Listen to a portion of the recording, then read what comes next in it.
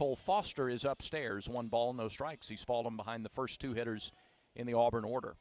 Good to see Foster back in the lineup for the first time in a week. Had back-to-back 4-hit games a week ago plus. Here's the pitch. Pop foul backing out of play. 1 ball, 1 strike to the Auburn shortstop.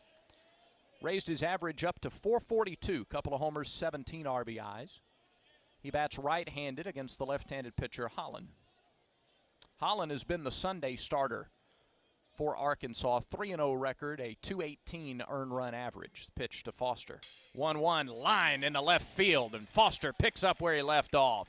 Base hit to left. Couple of really good swings from right-handed bats against the lefty Holland to start this ball game. So Foster is aboard, and Ike Irish, the first lefty to see Holland. Holland making his 5th start of the season. Again, he's been the Sunday guy the first 4 weeks of the year. 21 innings, 17 hits, 7 runs, 5 of them earned. He's given up 1 homer this year. First pitch to Irish is a called strike. 0-1. Irish hitting .465. No homers, 17 RBIs. If there's ever anybody should have a good day today on March 17th, shouldn't it be Ike Irish? Lefty-lefty matchup, stretch by Holland. First time today he works from the stretch. Big leg kick and the pitch. Hit him. Irish is plunked. It came up and in on Ike. Hit him on the arm, and he's aboard. So Auburn with runners at first and second and 1 out. That's the 5th batter that Holland has hit this year. He's walked 6. He struck out 21 in now 21 innings of work. Here's Bryson Ware hitting .435 on the season. Powerful right-handed bat. Runners lead from first and second. The pitch to Ware is a big breaking ball. It misses high. 1-0. So he's fallen behind 3 of the first 4 batters that he's faced, has Holland.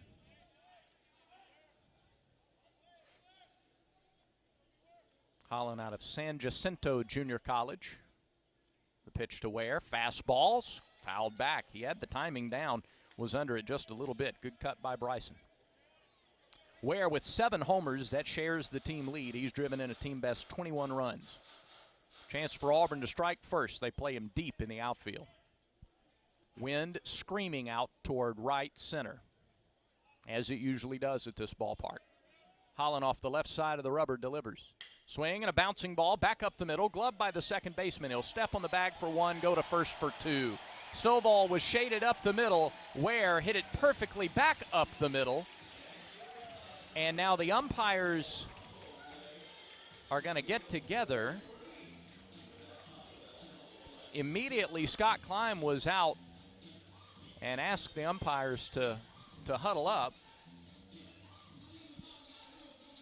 And just a question about the communication piece. They'll get together and, yeah, they'll get his communication device working. So Ware grounds into a 4-3 double play, and the inning comes to a close. Well, Auburn, no runs, 1 hit, no errors, and a runner left on base. We'll go to the bottom of the first inning here in Fayetteville. Auburn nothing, and Arkansas coming to bat. This is the Auburn Sports Network from Playfly. Download the Auburn Game Day app. Find tickets, skip concession lines, be a part of game day giveaways. Shop the latest Auburn gear. Stay current with a comprehensive social media stream. Participate in game day light shows. Plus, listen to every Auburn Sports Network broadcast, even when multiple games are happening simultaneously. On the official mobile app of Auburn Athletics, the Auburn Game Day app. Get it today. Southern homes are particularly vulnerable to termites. In this climate, you need guaranteed protection. You need Cook's Pest Control and Centricon. Termites attack the Centricon stations, exposing themselves to an agent that eliminates their entire colony. Upgrade from old-fashioned liquid service to the proven protection of Centricon and Cook's Pest Control. Call Cook's today for a free evaluation. Looky, looky, looky, here comes Cookie, Cook's Pest Control.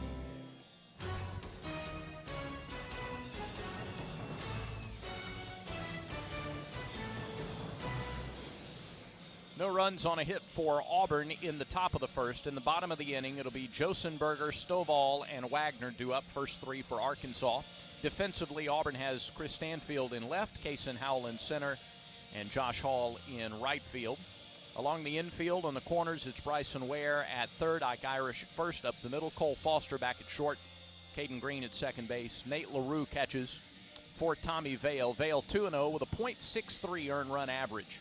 This is his fourth start, his sixth appearance of the season, 14 1/3 innings, 2 hits, 1 run, 6 walks, and 18 strikeouts. Opposition hitting .044 against Tommy Vale, 5'11", 190, grad transfer lefty, originally from Seattle, spent time in Notre Dame and TCU before transferring to the Plains, and is the country's active leader in hits per 9 innings this season. He'll face Josenberger, who steps in from the right side, deep in the batter's box. One of 6 Hogs hitting 300 or better in the lineup today. The pitch to him, he bunts it. Left side, quickly Vale, bare hand turn, throw, low, picked by Irish. Nice play by Ike over at first base. Vale had to field it with his bare hand, turned quickly and threw low, and Irish scooped it up off the dirt. Fine defensive play on both ends for out number 1. And here's Peyton Stovall. Stovall hitting .345, 3 homers, 15 driven in. Left-handed hitter. First pitch, high and outside, 1-0. Vale pitched an inning against Georgia Tech, gave up a run on Tuesday at the beginning of that wild affair at Plainsman Park. He misses with an off-speed pitch outside to Stovall, 2-0.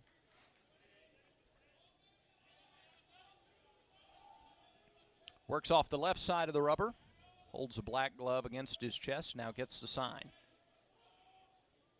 Vale's 2-0, swing and a miss. 91 on the fastball, it was a little bit elevated. Stovall came up empty, 2-1. Nobody on, 1 out, bottom of the first inning from Fayetteville. Full slate of conference games today, the pitch. Swing and a miss, fastball, moved it in just a little bit on him. And again, Stovall couldn't catch it. 2 balls, 2 strikes. Vale ready to go as soon as Stovall is. Here's the pitch. Took something off. Weak grounder to first. Irish waits, gloves, and then steps on the bag. 2 up, 2 down here in the bottom half of the first inning. As we check the Yellowwood scoreboard, it's a full slate and then some. Florida and Alabama are playing 2 today. Bad weather expected in Gainesville tomorrow. Florida 1 hit the Crimson Tide yesterday, and game 2 of that series is tied at 5 in the top of the 7th inning. They will play another game once that one concludes. Also on the Yellowwood scoreboard, Columbia, Missouri. Mizzou leads number 2 Tennessee 5-0, and they're in the bottom of the 5th. We all called that one, didn't we? Here's the pitch to Wagner. Called strike, 0-1 to the Arkansas left fielder. Wagner spells his name W-E-G-N-E-R, pronounces it Wagner with an A. Big, tall, right-handed hitter with an open stance, and he takes a home run cut, and he comes up empty at a 91-mile-an-hour fastball, and Vale is in the driver's seat, 0-2. Not quite a capacity crowd. Possibly the changing game time affected that a little bit. Typically, they fill all the seats.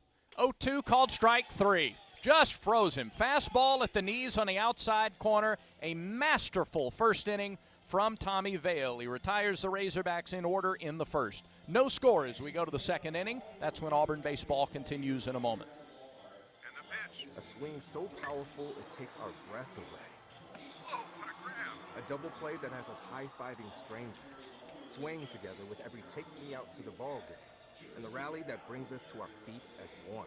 At Alabama Power, we believe that sharing 9 innings of baseball makes us a better community. It's a powerful spirit that energizes the communities we serve.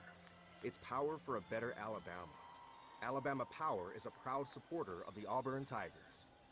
Southern homes are particularly vulnerable to termites. In this climate, you need guaranteed protection. You need Cook's Pest Control and Centricon.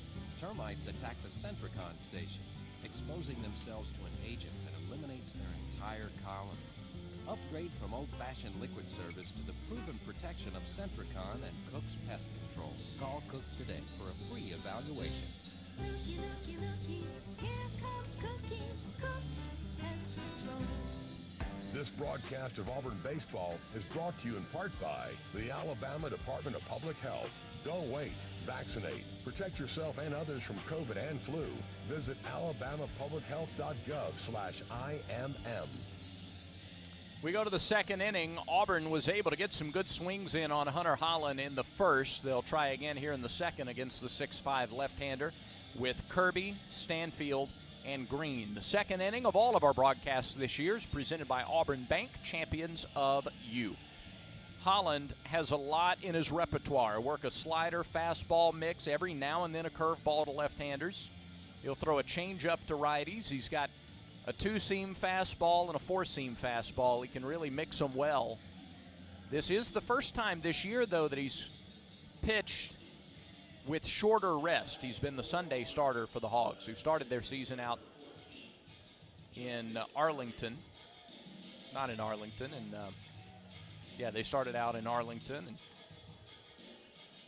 have started the season well. They're hitting as a team .310 with 34 homers. Auburn is a team .318. 21 team homers, and Justin Kirby has 7 of them. In fact, 6 of those came in his first 8 games, and he takes ball 1 down and in to start the second inning. 1-0, and Holland has fallen behind 4 of the first 5 batters in the game. He got a 4-3 double play to get out of some trouble in the first. 1-0 to Kirby. It is a breaking ball that drops in on the inside corner. 1-1 the count.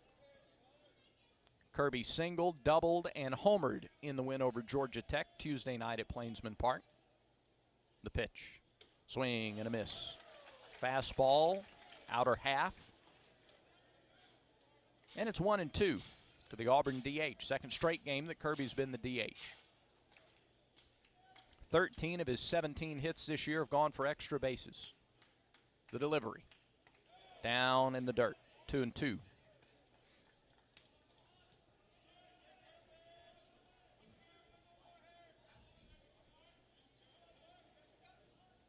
Again, the big Hunter Holland looks in for the sign. Kirby has to shorten his swing a little bit with 2 strikes. Nobody on, nobody out, second inning, the delivery. Swing and a bouncing ball to third. Short hop scoop by Cole, backhanded stop. Perfect throw, and Harold Cole is making just his 4th start of the season. But over at third base, he's already made a couple of really nice plays. One on a high bounce from Howell, that one a short hop from Kirby. He throws out Justin, and that's out number 1 in the second. Second inning starts the way the first inning started. And here's Chris Stanfield. The freshman has been electric. Pressed into a little more playing time than we thought this year due to the injury to Bobby Pierce. First pitch to Stanfield. Breaking ball missed high, 1-0. He's been able to get away with falling behind hitters thus far. Stanfield hitting .429, a homer and 10 driven in. The pitch. Swing and a high chopper. Fielded short hop stab and a beauty by Bolton at short. My word. And he throws out Stanfield. Another ground ball out. Stanfield pounded it into the dirt. And Bolton made the short hop slashing stab at short to his side. And he did it perfectly. So 2 ground ball outs here in the second inning, and it's up to Caden Green if Auburn wants to get something going here in the second. The pitch to the second baseman is a fastball that missed outside. Rowland tried to frame it. Fans were fooled. Scott Klein was not. It's 1-0. 6 of the first 7 he's fallen behind. Holland's 1-0. That's there for a strike. An off-speed pitch evens the count. Caden Green, 233 the average, no homers, 2 driven in. Open stance, right-handed batter.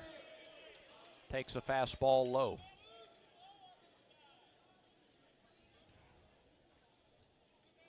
Two and one the count. Here's the pitch. There's a strike right down the middle. Took a little something off there at 90, but he got the call. Well, at some ballparks, it's the smell of like burgers and dogs wafting through the air. That smells like waffles and syrup. Smells outstanding. We got to go investigate that.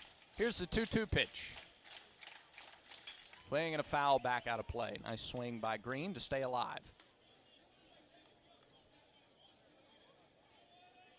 Very happy to have you with us here on great affiliates throughout Alabama and the Southeast. AuburnTigers.com, the Auburn Game Day app, and those of you watching on Facebook and YouTube. Thanks for being with us. 2-2 to Green. Swing and a little loop to first. Caught by the first baseman, Slavens. Had him off balance and out in front on a breaking ball. And Green delivered just a soft liner out there to Slavens, who caught it for the third out. Auburn retired in order in the second. We go to the bottom of the second. No score between the Tigers and Hogs. This is the Auburn Sports Network from Playfly. The 50-yard line at Jordan Hare. Jackson wide right from wide left. That's the short side of the field, out of the pro eye. Ashford under center. Pitches the ball to Tank Bigsby. To the boundary, 35, 25, 20. He is gone! Touchdown, Tank Bigsby! 35 yards, touchdown Auburn! Center court at Neville Arena. 7 on the shot clock. Wendell Green with 5. Jabari inside to the basket. Dunks it and gets fouled. A resounding dunk for an SEC championship for Jabari Smith. Behind the plate at Plainsman Park. Here's the 3-2 pitch. He struck him out. He struck him out. The Tigers are going to Omaha. Burkhalter strikes out Forrester, and the Tigers dogpile in Corvallis. We put you right in the middle of the action. This is the Auburn Sports Network from Playfly.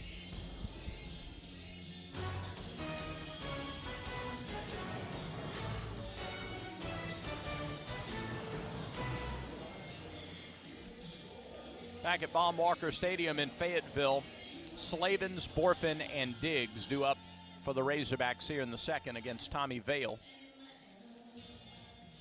Vale needed just 9 pitches to work through a clean first. Slavens hitting .312 for the year, the veteran first baseman for the Razorbacks. Slavens 1 homer, 13 RBIs. He is the SEC's active leader in RBIs, 157 in his career. Big left-handed batter, climbs in just in time, and he's ready to go. There's a pitch clock, and there's also a batter-up clock as well. First pitch is a breaking ball in from Tommy Vale. 0-1 to Slavens. Good pitch to start the at-bat. Saw a lot of fastballs from Tommy in the first inning. Started Slavens with a breaking ball. The 0-1. Downstairs, bounced up there, caught by LaRue. 1 ball, 1 strike. Off speed, back-to-back pitches to Slavin. Led the team in homers and RBIs a season ago. Stretch, and Vale's 1-1 pitch to Slavin is hit off the end of the bat to third. Ground ball that Ware gloves and throws. It's caught chest high by Irish. 1 away in the second. And that'll bring Jace Borfin. Borfin third on the team with 5 homers. He leads the club hitting .436. A .436 average. Has 24 hits on the season. 5 homers, 6 doubles. And he's walked a dozen times. He takes a first pitch strike right at the knees. Wonderful location by Vale. Outer half right at the knees. Tommy is set and ready. The 0-1 pitch. That one's down and away, 1-1. Game was originally scheduled for 6:30. Temperatures expected to be in the mid-20s after the sun goes down tonight. Here's the 1-1 pitch. Off speed and in there for strike 2. And Vale, through an inning and a third so far, is doing what we've seen him do and what his reputation was. He's not going to throw it 98. The pitch. Swing and a miss. Up and in with a fastball. And Borfin couldn't get it. 2 strikeouts for Vale. He set him up with off-speed pitches, and with pitches on the outer half, And then he had him off balance, swinging at a fastball up and in, and that's what he does. It's control, it's command, it's location, and it's varying speeds. And so far, he's retired the first 5 that he's faced. Here's Kendall Diggs. Half a dozen homers, 20 RBIs, both numbers second most on the team. He's batting 6th in the order. First pitch, fastball, strike down the middle, 0-1. Arkansas taking a lot of first pitches from Vail this first time that they see him. Here's the 0-1. Bouncing ball back up the middle. Gloved by Foster on the right side of the bag. He throws to first in time, and the inning is over. 1, 2, 3 go the Razorbacks in the second. Both pitchers getting out of the first 2 innings. We're scoreless as we go to the third, and Auburn baseball continues in a moment. Whether you're cheering on the Tigers with their signature wings or taking the party on the road, at Baumhauer's Victory Grill, it's game day every day. With a menu full of scratch-made American classics and game day favorites, plus nearly 100 HD TVs, there's enough legendary fun and legendary food for the whole team. Plus, Baumhauer's Victory Grill in Auburn is the home of the first coal-fired pizza ovens in Alabama. Try one of their gourmet pizzas today, now delivered by Tigertown to go. Baumhauer's Victory Grill. Legendary fun, legendary food. North American beavers are excellent swimmers, but on land they waddle about clumsily. That is until they spot the yellow tag on a stack of Yellowwood brand pressure-treated pine. Their instincts kick in and the colony springs into action. Just like that, these master builders make off with their newfound building materials. For 5-star backyards, Yellowwood brand pressure-treated pine. If it doesn't have that yellow tag, you don't want it. Exclusive play-by-play coverage of Auburn baseball is brought to you by Cook's Pest Control and the Centricon system. You don't have to live with termites. Back to sunny Fayetteville, Baum Walker Stadium. Quinn Burkeen in our Skyview Auburn Sports Network studios. I'm Brad Law, and today's broadcast is brought to you in part by Conecuh Sausage. Conecuh Smoked Sausage is a fan favorite for tailgating, and now you can enjoy their premium hot dogs inside Plainsman Park. Conecuh, still family-owned and made in Evergreen, Alabama since 1947. Make Conecuh Sausage a part of your game day. Challenge you to find a better stadium hot dog in the SEC than the Conecuh hot dog at Plainsman Park. Don't think you can do it. All right, Auburn has Hall, LaRue, and Howell. 8, 9, and 1 due up here in the third inning against Hunter Holland. Tigers got a couple of hits against him, or rather a hit, and he hit a batter in the first. But he's retired 5 in a row, and here's Josh Hall to start the inning. He offers at a bunt and couldn't make contact on a pitch diving down toward the plate. It's a strike to Hall, 0-1. Josh 4 for 11 on the season. He's driven in 4 runs. Bats here as the leadoff hitter. Third baseman Cole is in from the bag, and now he slides in even more. And Hall shows bunt, pulls it back, takes it down and away. 1 ball, 1 strike. And Cole will play red light, green light for at least one more pitch. In he comes from third. Now Hall pulls the bat back, but doesn't offer it a fastball that was low, 2-1. Josh is one of the shorter guys in the lineup for the Tigers anyway. It's a compacted strike zone, and now he squares to bunt again.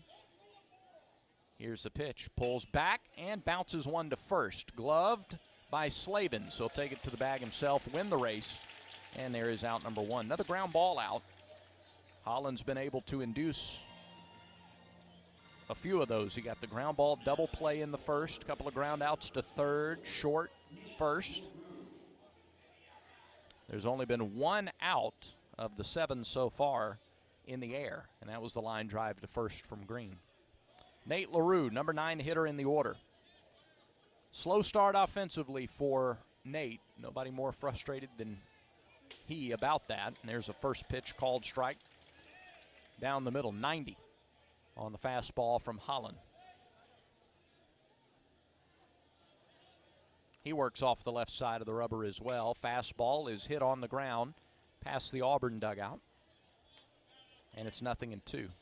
Renovations here at Baum Walker Stadium, and the teams have traded dugouts. Arkansas now down the first baseline, and Auburn down the third baseline. That used to be Arkansas's dugout. The 0-2 to LaRue. Way outside, a ball and 2 strikes to the Auburn catcher. 3 RBIs for Nate. He also leads the team with 3 stolen bases. But at the plate, he's just 3 for 40 to start the season. He's due. The 1-2 pitch. Swing and a ground ball, base hit up the middle. LaRue with a 1-out single. He went down to get it. That looked like a breaking ball. It was dropped down below the knees, similar to the pitch that he fouled off earlier for strike 2. That time he straightened it out, just golfed it back up the middle, and LaRue has a base hit. Auburn's second hit of the game. That'll bring up Kason Howell with 1 out. Howell struck it well, a ground ball that Cole had to leap to catch. He did snare it back in the first inning. Cole plays even with the bag here. Pitch to Howell, breaking ball, in on the hands. Just under the hands on the inside corner. Good pitch by Holland. 0-1 the count. Second time through the order, we'll see what adjustments Auburn can make against the big lefty. LaRue gets his lead at first. Howell good at poking the ball the other way. LaRue is running, and they've got him picked off. The throw down is high, but managed, and they pick him off. Bolton made the catch, swiped down, made the tag, and LaRue left just an eyelash too early. 1-3-6, and that erases LaRue.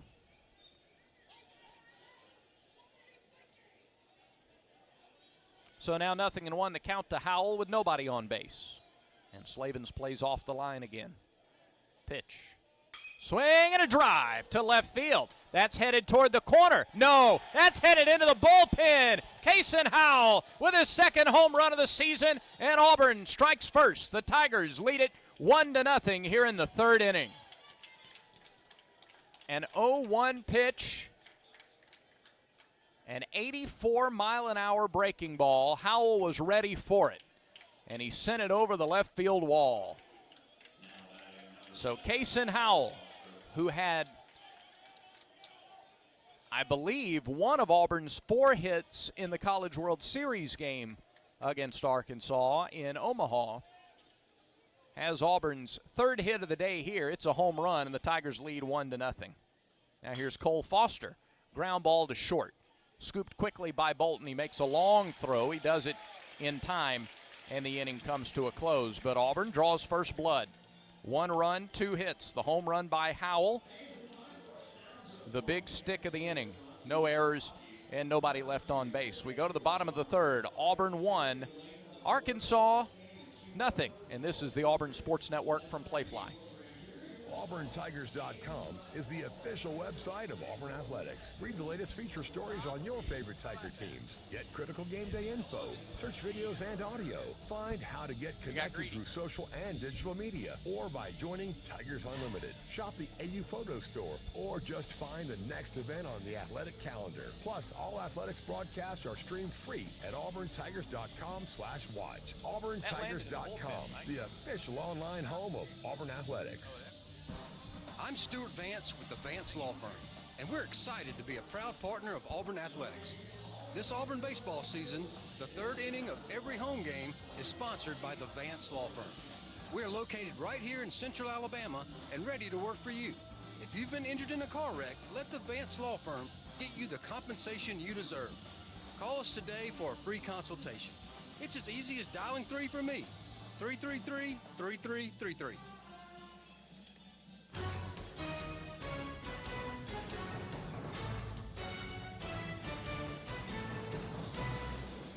Kason Howell's second home run of the year, just the second home run allowed by Holland, has given Auburn a 1-0 lead. Bottom third of the order due up for the Razorbacks here in the third against Tommy Vale. It'll be Cole, Rowland, and Bolton.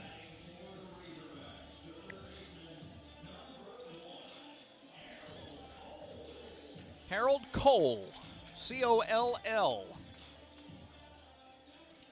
steps in from the right side. Again, this is just his 4th start of the year, so limited plate appearances. He's 5 for 15, a homer and half a dozen RBIs.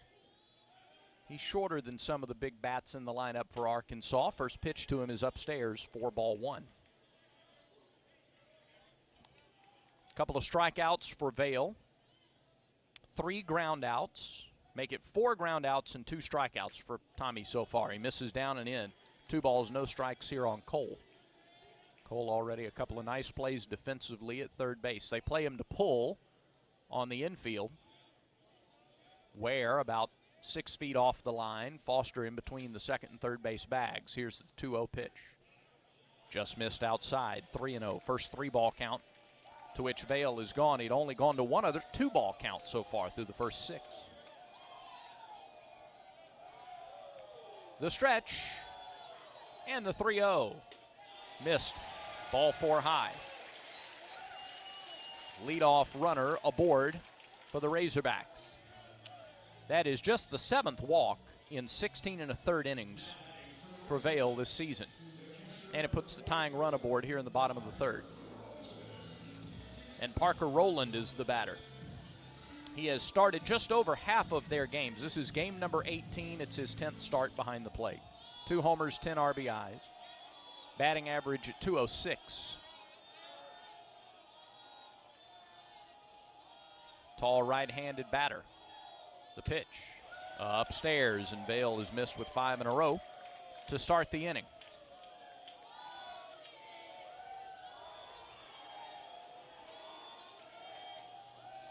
Vail always from the stretch. The delivery, that's right through there. And Rowland was taking all away, it appeared. A ball and a strike the count. Cole, 1 for 1 in the stolen base department as a team. Arkansas 17 for 24. They run sparingly. The pitch. Fastball, that's a strike. LaRue dropped it. It looked like he might have thought about a back pick at first base, but he dropped the ball. It was a strike, and it's now 1-2 to Rowland. Big hole on the right side as they hold on Cole at first base. Vail looks to first, looks home, and delivers. Swing and a miss. He got him with an off-speed pitch that was down. 3rd strikeout for Tommy Vail. The K counter presented by Kia of Auburn. That's where you're always number 1. 1 down in the 3rd, and now John Bolton, the shortstop, is the batter.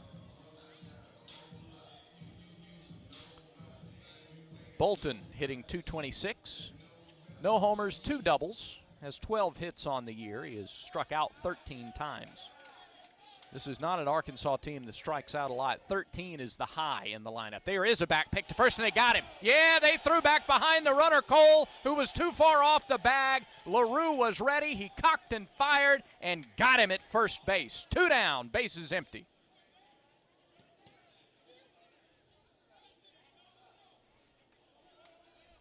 And the pitch was a strike to Bolton, by the way. 0-1 the count.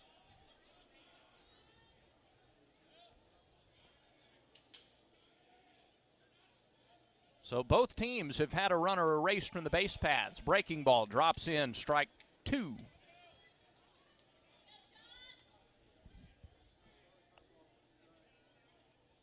Vail looks in, works quickly with nobody on. The 0-2 pitch, here it is. Swing and a fly ball, right side. That's slicing on out of play. Into the stands it goes, still 0-2.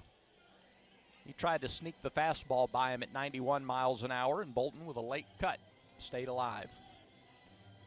You put it into the air towards center field or right field, it's going to get an extra push. The wind at field level is not so bad, but get it up, and it will carry the pitch down low. Not a bad idea at 0-2. A waste pitch there from Vail. A ball and 2 strikes. Nobody on, 2 out. Bottom of the 3rd, Auburn leads 1-0. Vail set again, he deals. And there's another fly ball right side. That is slicing out of play as well. Tremendous facility here at Baum-Walker Stadium. Big video board in right center. Bleacher seats in just beyond the left field wall. Grassy hillside where more fans gather in left center. Suites all around from foul pole to foul pole. Pitch home, breaking ball, just missed a little bit low. And that evens the count to Bolton. 2 balls, 2 strikes.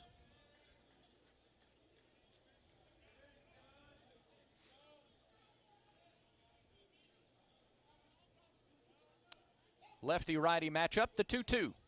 Swing and a drive. Right center field and deep. Hall is back. It is off the wall. And look at Bolton run as Howell chases it down in right center field. It's a double for Bolton. When he hit it, I thought it was out of here. It was off the wall, high off the wall in right center field. That was a pitch that Vail left up, a fastball over the plate and up. And Bolton hit it off the wall. It ricocheted hard off the wall. Kason Howell tracked it down in right center and got it back on the infield before Bolton could head to third. It's the first hit of the day for Arkansas. Comes from the number 9 hitter. And how big now, the pickoff of both runners plays a major part in the score right now. If LaRue doesn't get picked off, it's 2-0 Tigers. And if Cole doesn't get picked off, it's 1-1 because he would have scored on that play. He would have been going on contact. Here's the leadoff hitter, Josenberger, who grounded out his first time. He was trying to bunt and was thrown out at first. He takes ball 1 high. This is what the Arkansas fans do as well as anybody in the league. When they sense even the slightest amount of blood in the water, they come running. They will get after every pitch that's in their advantage here, in their favor. Here's the 1-0. Swing and a high fly ball, right center field. He got under it. Hall waits for it in right field, makes the catch, inning over. Vail does a good job to come back after the 2-out double to get the third out. Veteran presence on the mound. He simply goes back to work and gets the third out. No runs, a hit, no errors, 1 left on base for Arkansas. The third inning of today's game was presented by the Vance Law Firm. At the Vance Law Firm, they say dial 3 for me. 334-333-3333. It was a good third inning for the Tigers. We go to the fourth. Auburn leads Arkansas 1-0. Auburn baseball continues in a moment. I'm Stuart Vance with the Vance Law Firm, and we're excited to be a proud partner of Auburn Athletics. This Auburn baseball season, the third inning of every home game is sponsored by the Vance Law Firm. We're located right here in Central Alabama and ready to work for you. If you've been injured in a car wreck, let the Vance Law Firm get you the compensation you deserve. Call us today for a free consultation. It's as easy as dialing 3 for me. 333-3333. Lowe's always has more ways for you to save. On top of our everyday low prices, pros can save big when buying in bulk. Or if your purchase is over $1,500, ask about our volume savings program. A pro associate can provide a customized quote. Ask about our volume savings programs today. It always pays to be a pro at Lowe's. While supplies last, minimum purchase required. Selection varies by location. Lowe's reserves the right to limit quantities. Volume discount pricing quotes are valid up to 7 days. Visit your local pro desk to learn more and start saving. Offers subject to change and may not be available in all Lowe's stores. Back to the ballpark for more Auburn baseball. Well, Auburn has hit a home run. Arkansas narrowly missed a home run. Both teams have had players picked off on the base paths, and both factored into the score. Could be 2-0, could be 1-1. As it is, Tigers lead 1-0, and we go to the fourth. Irish, Ware, and Kirby due up for the Tigers. Irish was hit by a pitch on an 0-1 delivery his first time up against Hunter Holland. Lefty-lefty matchup here as Irish steps back in. And the delivery. Down and in, misses to Irish. 1 ball, no strikes. Holland last time out against Louisiana Tech on Sunday, 5 innings, 3 runs on 2 hits. 2 of those runs were unearned. Swing and a miss by Irish. He waited on the changeup, still couldn't catch it. It's 1-1. So 1 earned run, no walks, and a season-high 7 strikeouts for Holland. He threw 77 pitches on Sunday. The 1-1, swing and a miss, changeup. Same pitch, same swing, same result. No reason to try anything different as he's out in front of Irish here. They play him to go the other way in the outfield. A lot of room down the right field line and right center. The 1-2 pitch. Same pitch. This time he lines it toward left. On comes Wagner. Shallow left. He makes the running catch. 3 straight changeups. A swing and a miss for strikes 1 and 2. Same pitch. This time Irish made contact, but a little soft fly to left. And there's out number 1. Now Bryson Ware, who grounded into a 4-3 double play on a well-hit ground ball. He just happened to be played by Stovall closer to the middle. And Stovall, the second baseman, shades a few steps towards second now as Ware steps in. He shows bunt. He bunts it left side. It stops dead. Picked up by Holland. He throws to first, and he beat it. Yeah, Ware beat the throw to first. Nice bunt. Bryson Ware, who is one of the top hitters on this team, a tremendous power hitter, but he's shown us this year he could do just that. And with one out, he just dropped the barrel of the bat out there and bunted it softly back toward the mound. Too far for the catcher, far enough that Holland didn't have enough time to throw him out. So a bunt single for Ware, and he's on base with one out. 3 out of the 4 innings now in the game, Auburn has had a one-out base runner. Ware slides away from first base. First pitch to Kirby. Swing and a line drive, tailing away from the center fielder, but he'll run it. No, he won't run it down. Or he did. He made the catch in right center field. Tremendous catch by Josenberger. Oh, I thought the ball popped out of his glove. And so do some of the Auburn players. Yeah, Butch Thompson's asking for a review. I thought that ball popped out of Josenberger's glove and right center field. He was making a running, leaping, reaching effort. In the outfield. All right, Auburn is challenged. What you just heard is the umpire, Mike, and we're going to adjust that as soon as we can because that level was a little hot. But that was Scott Klein. Auburn is challenging the ruling on the field, and we don't have access to replay here in the booth. We'll see if they show it on the video board here.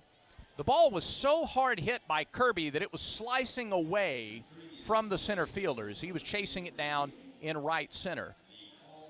Josenberger reached up and sort of reached behind him to make the catch, and it looked from here like the ball popped out of the glove before he went to the ground and then gathered it.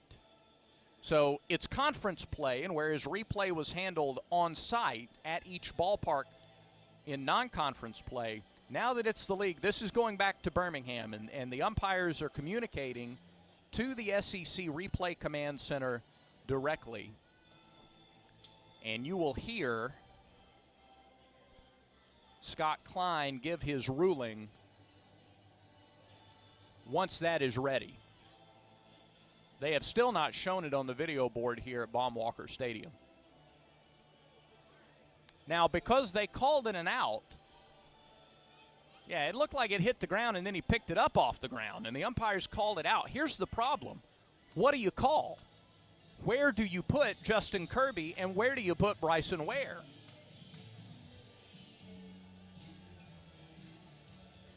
This is our first replay review of the game. Auburn has challenged the ruling of a catch. Yeah, it pops out of his glove when he hits the ground. Now, it looked like it was in the glove when he hit the ground, and then it popped out. So is it a catch or is it not a catch? While they review it, we'll tell you Auburn baseball is brought to you in part by East Alabama Health. With the spacious cancer center, patients make cancer a distant memory instead of a distant drive. That's why East Alabama Health is Auburn's home field advantage. Here comes the call. Safe. Is Scott Klein going to tell us anything? All right, they're going to give Justin Kirby a hit. The call on the field is reversed. Justin Kirby is at first base. Bryson Ware is at second. And no official word from Scott Klein. It's supposed to be like in football where the umpire comes out and gives the announcement to the crowd. They started that last year, and he just didn't do it that time. So it's a base hit for Kirby. He's at first. Ware is at second with one out for Chris Stanfield. Big hole on the right side. Stanfield takes a breaking ball high for ball one. All right, a chance for Auburn to do some damage here in the fourth inning. First and second, one out. Holland comes set. He turns and looks Ware back to second base. Good speed at second in the form of Ware. We're in the top of the fourth. Auburn leads 1-0. Tigers have out hit the Razorbacks 5-1. Stretched by Holland. His delivery is right there for a strike. Off-speed pitch. Looked like a slider. 1-1 to Stanfield.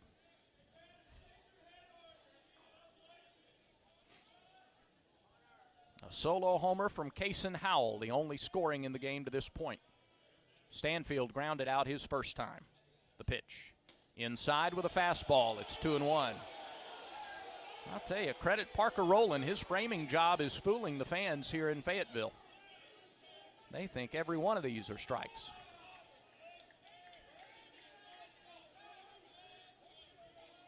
2-1 the count to the right-handed hitting left fielder, freshman from Tallahassee. The pitch missed inside, and he didn't miss by much. That one was really close. And still, Stanfield has the advantageous count here. He's seen back-to-back fastballs. They have missed, and now it's 3-1. Ware gets his lead from second, Kirby from first. Holland comes set. The pitch. Ball 4 inside. Threw him a breaking ball, and he missed in, and the bases are loaded for Caden Green. That is the first walk to go with one hit batter for Holland today, and a quick visit from the pitching coach out. He'll draw the entire infield together, and this will be the first mound visit today for the Razorbacks. Ware is at third. He bunted his way on with one out, and then Kirby laced one to right center field that Josenberger had in his glove, and then it popped out as he went to the ground. It was initially ruled a catch, but upon replay review it was overturned. Therefore, Kirby at first and Ware at second, and then Stanfield just walked to load the bases with one out. And we'll take this opportunity to check the Yellowwood scoreboard. Columbia, Missouri, bottom of the seventh inning. Mizzou leads second-ranked Tennessee 6-1 in the opener of that series. Alabama leads Florida 7-6 in the top of the eighth. That's game one of a doubleheader in Gainesville.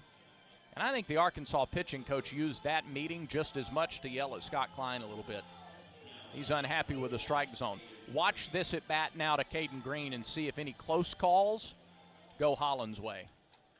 Those are the only two other games, by the way, that are underway at the moment. Alabama leads Florida 7-6 in the eighth inning of that game. Caden Green takes ball one way outside. You won't get the call that close or that far out. A ball and nothing to Green. Caden lined out to first his first time. First baseman Slavens even with the bag. In fact, on the edge of the grass at first base. There's a swing and a miss. 1-1 the count.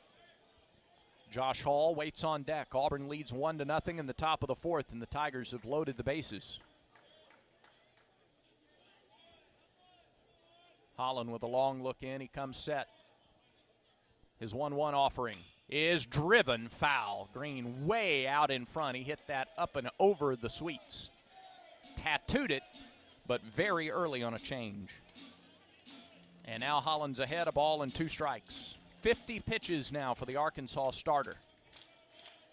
Again, he went 90 2 weeks ago, 70 plus last week. The 1-2.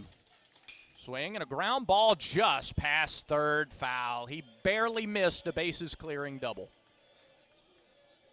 I mean, he missed it by a foot. Cole is over there close to the line at third. They play him to pull along the infield. And with good reason based on the last 2 swings. Still a ball and 2 strikes. Would he try to run a fastball by him? The 1-2 pitch. No, it's a breaking ball, and it's way outside and low. 2-2 the count.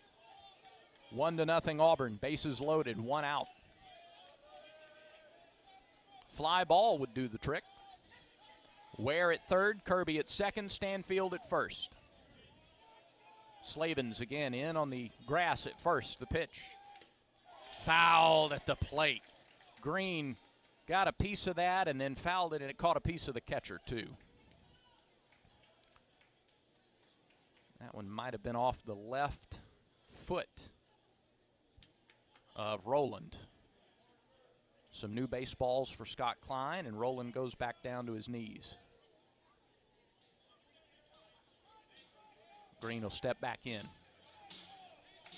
Tigers get their leads from every base here in the 4th inning. Hollins set. Hollins 2-2.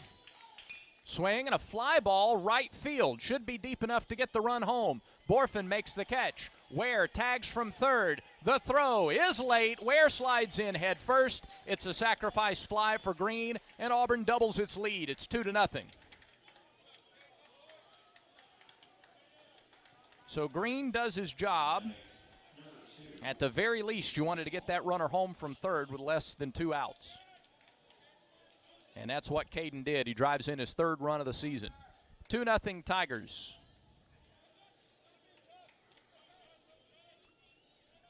Kirby still at second. Stanfield still at first. Here's Josh Hall. 3rd baseman Cole plays back. Hall squares to bunt. Cole comes in. The pitch is a strike at the knees. 0-1. Josh grounded out to the pitcher, or rather to first base, his first time.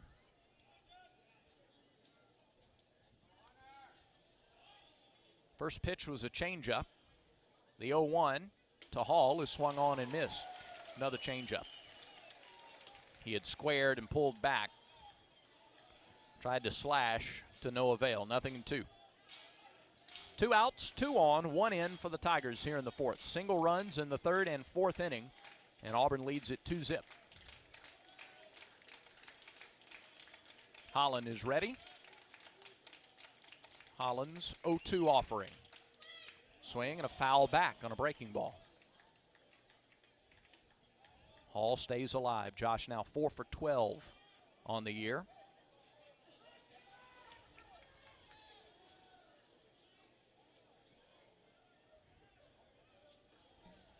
Good speed in the batter's box. Good speed on the base paths. Kirby at second and Stanfield at first. 2 outs. Stretch. Holland checks second a couple of times. Now comes home. Swing and a miss. He got him swinging, and the inning comes to a close. But Auburn tags a run on the board. Auburn gets a run on 2 hits. There was a walk, no errors, and 2 left on base. We go to the bottom of the 4th inning in Fayetteville. 2-0. Auburn on top. This is the Auburn Sports Network from Playfly. Most creatures blend in with their natural surroundings. However, one North American beaver colony is doing anything but. This group, having discovered new Yellowwood Protector semi-transparent stain and water repellent, has coated their lodge in a lovely smoky grey colour. Modern look and powerful protection backed by the yellow tag. Well done. Introducing the first stain worthy of the yellow tag. Yellowwood Protector semi-transparent stain and water repellent. Find a dealer near you. When you see the SEC student athlete, it's easy to picture the swing, the stance, the form. But look closer, and you'll see the heart, the brain, the clutch lab partner, the avid two-stepper, the pride of a hometown, and a little brother's hero. More than students, more than athletes. In the SEC, it just means more.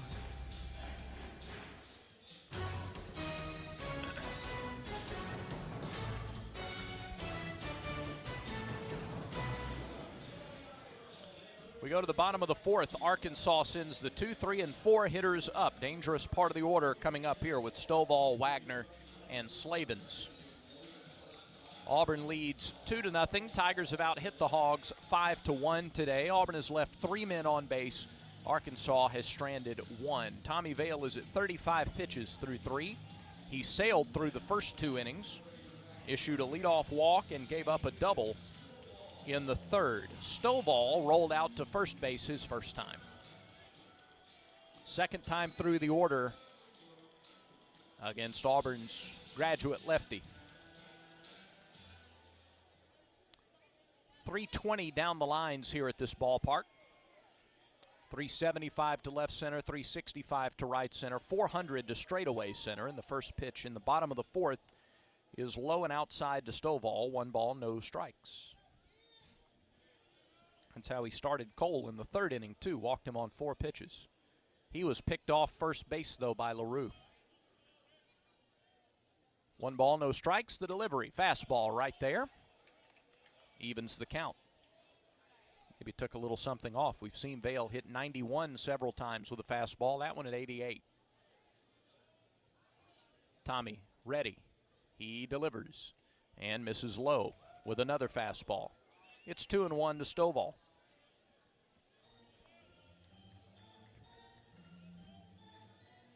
Some of the other SEC matchups, Mississippi State is at Kentucky. They'll get underway there in about a half hour in Lexington. The delivery. Breaking ball just missed a little bit high, and it's 3-1 to Stovall. Vanderbilt crushed Ole Miss last night in the series opener in Nashville. They'll play again tonight at 6. Same start time in College Station for 15th-ranked Texas A&M and top-ranked LSU. 3-1 pitch to Stovall is low, ball 4 in the second straight inning. Vail walks the leadoff man.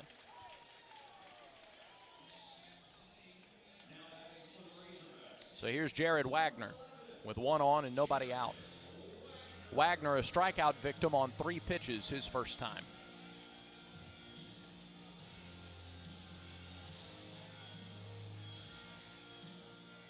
Looking at what Vail has done this year. Last time out against Georgia Tech, needed just 10 pitches, gave up a run on a hit. No walks and a strikeout against Georgia Tech. The pitch, swing and a miss, and Wagner was trying to tie the game up with 1 swing. That fastball was down around the knees, 0-1. Before that, he started against UAB on March 7th, 5 2/3 hitless with 2 walks and 8 strikeouts. Vail's 0-1, swing and a miss. That looked like a breaking ball, maybe the slider down and in, and Wagner couldn't lay off, 0-2. He's seen 5 pitches, all strikes today. Sun shining brightly on a cold day in Fayetteville. Vail deals. Check swing. Pitch was a little low, and they'll say Wagner, they won't even appeal. He just barely moved his shoulders. A ball and 2 strikes. Ball got away from LaRue, not far enough for Stovall to advance. Stovall at first after the leadoff walk. Tigers hold him on, leading 2-0 in the bottom of the 4th.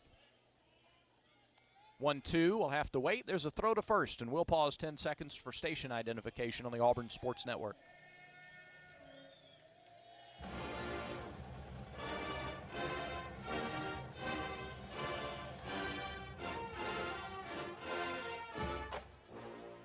One ball, 2 strikes. Here's a pitch. Inside with a fastball. 2-2. I like that Vail is not backing away. Can't back down and give up the inside corner. Can't cut the plate in half. 2 balls, 2 strikes. Nobody out. Runner at first. The delivery. Low, ball 3. Back-to-back fastballs have missed. And now the count is full to Wagner. Back-to-back 3-ball counts. He didn't have any in the first 2 innings. It's the 3rd time he's done it here in the last inning plus. Stovall at first, nobody out. And the payoff pitch to Wagner. Swing and a foul back. He was on it, but under it. Fastball again. Inner half of the plate. And Wagner stays alive. Slavens waits on deck.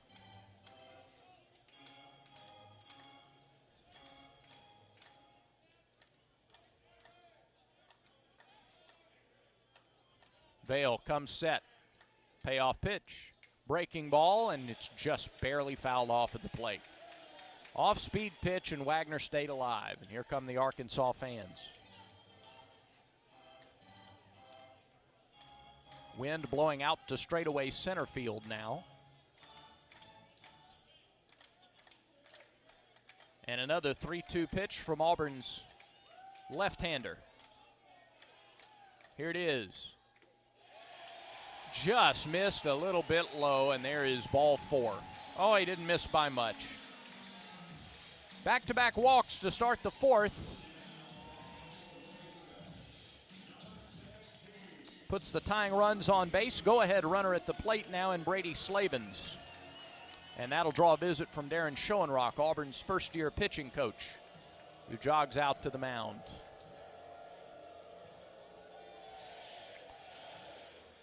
check the Yellowwood scoreboard. NCAA basketball tournament. One game in progress right now. That is the 4-seed UConn leading the 13-seed Iona 46-41, 17 and a half minutes to go in that game. So far today, the only upset has been 11-seed Pitt over 6-seed Iowa State, 59-41. Pitt led 20-2 at one point. Iowa State came back, but looked like they emptied the tank doing so. Panthers pull away from the Cyclones 59-41. Marquette a winner over Vermont 78-61. Creighton got by NC State 72-63. St. Mary's beat VCU 63-51. Baylor over Cal Santa Barbara 74-56. Xavier beat Kennesaw State 72-67. And Michigan State over USC 72-62. Meeting over, here's Brady Slavens. First pitch. Missed outside, ball one. 3 walks, 3 strikeouts for Vail thus far today. The 3 walks are a season high. Check second, pitch home, breaking ball, backed him off the plate. It was up and in. 2-0 the count.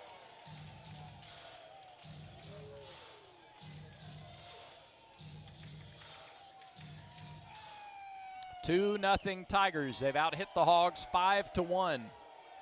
But 2 free base runners here in the bottom of the 4th have the Hog fans believing. Here's the 2-0 pitch.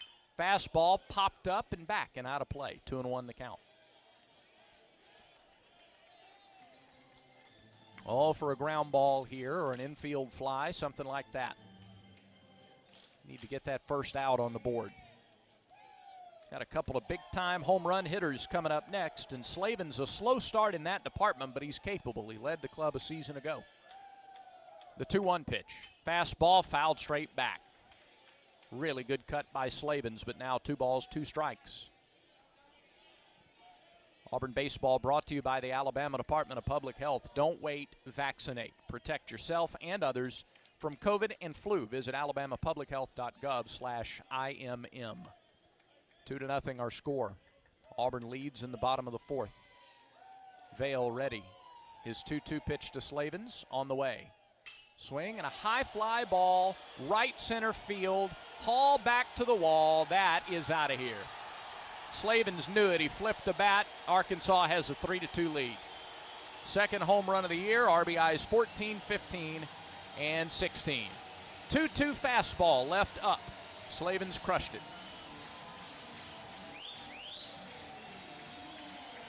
And those 2 leadoff walks are just killers.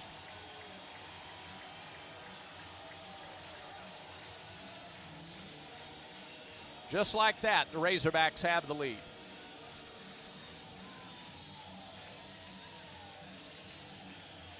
That is the 35th home run that Arkansas has hit this season.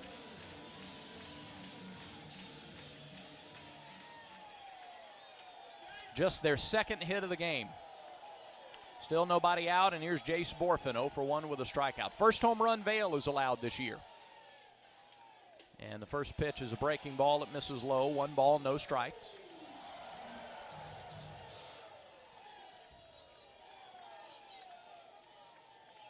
And that'll get some guys jogging down to the bullpen as the 1-0 misses down and out. 2 balls, no strikes. John Armstrong, I believe, jogging down. The guys have their jackets on. And the 2-0 pitch. Low ball, no, called strike at the knees, 2-1.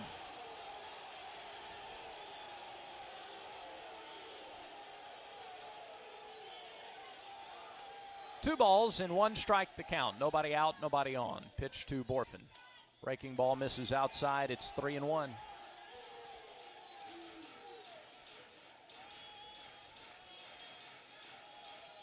Bottom of the 4th, and Arkansas has finally turned the spigot on. Pitch. Fastball missed inside. 3rd walk of the inning. It's been 3 walks and a home run.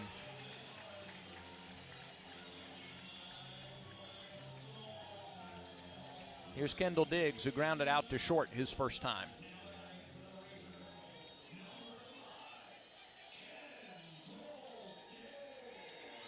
So Diggs steps in from the left side with 8 seconds to go on the batter up clock. Now the stretch and the pitch. Swing and a high pop, left side out of play. Hit right over us, sounded like. Armstrong warming up in the bullpen. 0-1 the count to Diggs. Slavin's 3-run homer has given the Hogs a 3-2 lead here in the bottom of the fourth. Stretch in the 0-1. Missed low. 1 ball, 1 strike.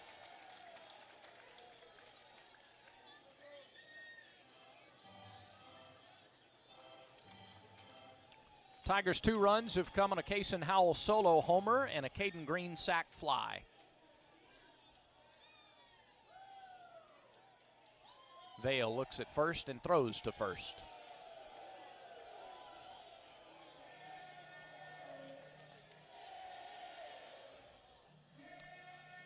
On the Yellowwood scoreboard, bottom of the 9th in Gainesville, Florida's tied it up against Alabama, 7-7 the score.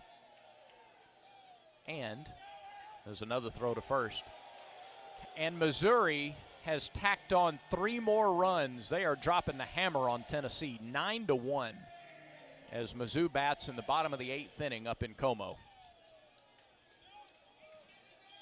Here it's 3-2 Arkansas in the bottom of the 4th. Vale looks and again steps and throws to first. I think they're giving Armstrong as much time as they can, perhaps here in the 4th.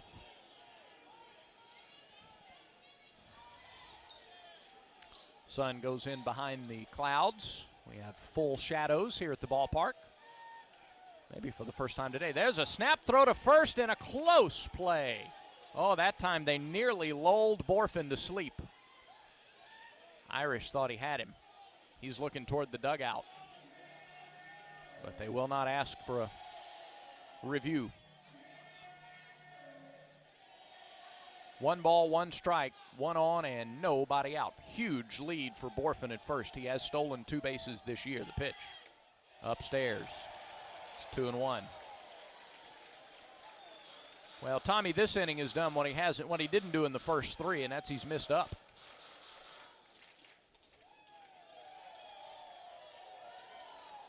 Two balls and a strike. Pitch to Diggs. Swing and a miss. High fastball. Diggs thought he could drive it. It's 2-2.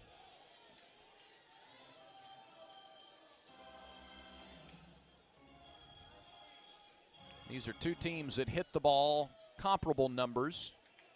Arkansas 310, Auburn 318. Tigers have fewer homers but more doubles. Here's the pitch. Swing and a miss. Strike 3. Big time strikeout from Vale. Reached back through the 90-mile-an-hour fastball by Diggs. 4th strikeout for Vale. Good to get an out on the board here in the 4th inning. Back-to-back walks to Stovall and Wagner. Slavin's a homer to right center to make it 3-2. A walk to Borfin, and he comes back and gets Diggs. Now, here's Harold Cole. Cole walked to start the 3rd.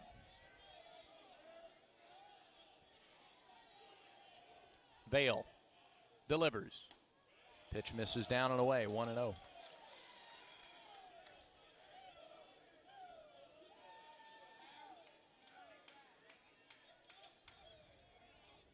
Cole, a right-handed hitter, and there's a throw to first. And again, Borfin is back with a head-first slide.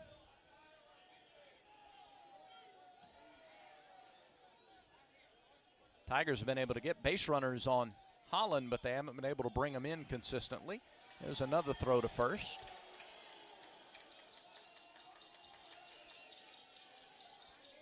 (3-2) on the scoreboard. Tigers have out hit the Hogs 5-2.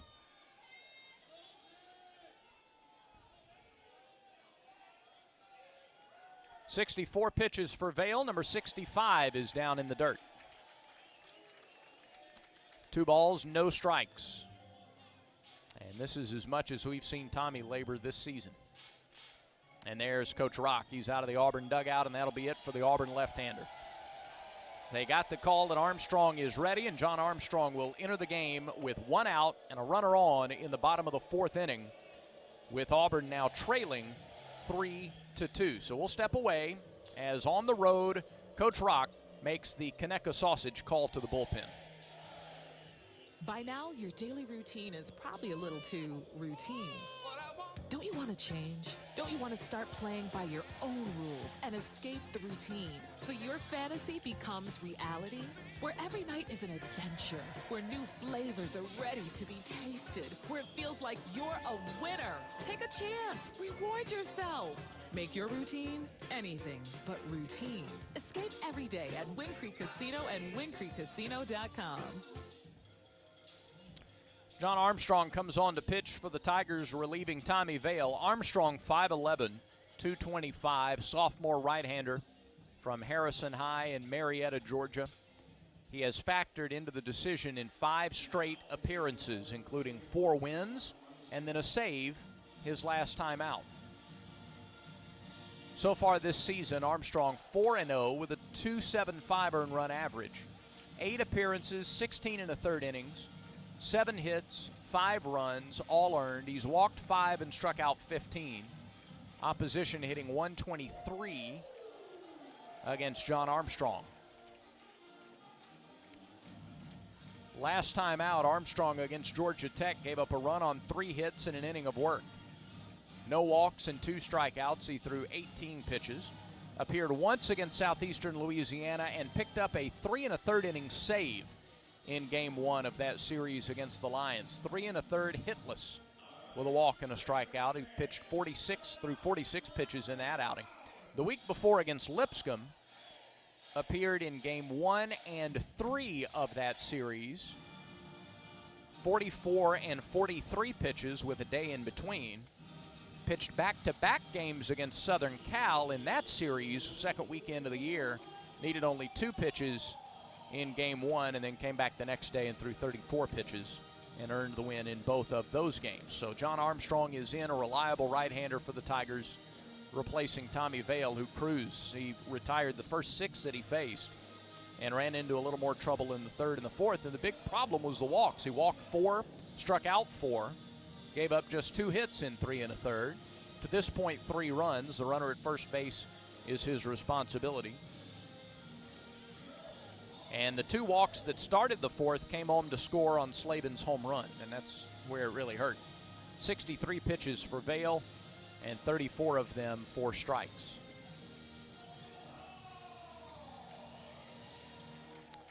And Armstrong inherits a 2-ball, no-strike count to Harold Cole, with Borfin at first and 1 out here in the 4th inning. So you'd like Armstrong to be able to stabilize things. And if he can go 2 to 3 innings, if he could go 2 to 3 for you today, you get the lead back and go back to a lefty and Bauman over the final stretch of the game, you'd feel pretty good about things. Let's see what happens here as he goes to work against Cole. 2 balls, no strikes. Much different look, obviously. A little more velocity, and that side slot delivery from Armstrong, who hunches over, flat back, turns, and throws to first. Again, they want to remind Borfin that they've got an eye on him over there. 2-0 the count.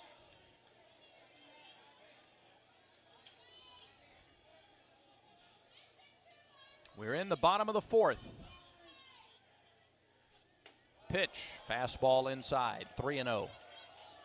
It's a final now on the Yellowwood scoreboard. Missouri crushed Tennessee 9-1 in Columbia in the series opener.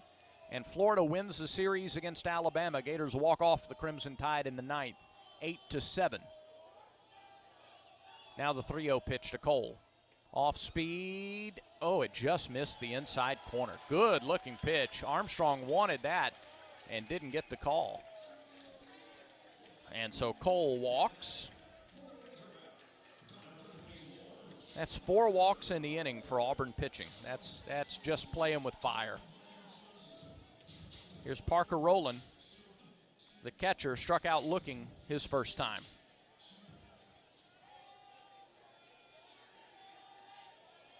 Rowland, a switch hitter. He'll bat from the left side against the righty Armstrong.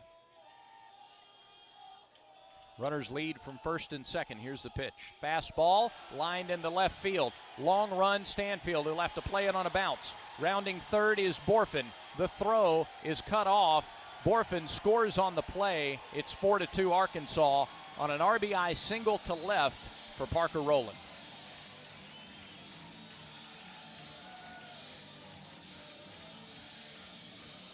Throw was cut off on the infield, so Cole has to stop at second. They're at first and second, still one out. And that run is charged to Vail. Bolton doubled to right center his first time. Arkansas has exploded for 4 runs on 2 hits here in the 4th inning. They've taken advantage of 4 Auburn walks. 3 of those have scored. First pitch breaks right over the plate, strike 1. 8th man to bat here in the inning for Arkansas, still just 1 out. Armstrong checks second a couple of times, fires home, way outside. LaRue to his right to block it.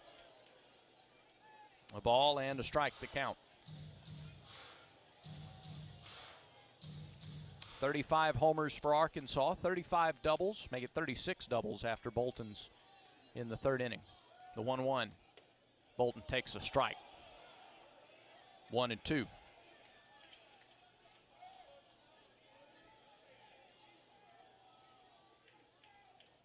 Shadows start to edge their way over first base and into right field. The 1-2. Breaking ball swung on and missed. He had Bolton way out in front. First strikeout for Armstrong and a big second out here in the 4th. Back to the top of the order, and Josenberger, 9th man to bat here in the 4th. Josenberger against Vail was out on a bunt attempt, and he also flied to right.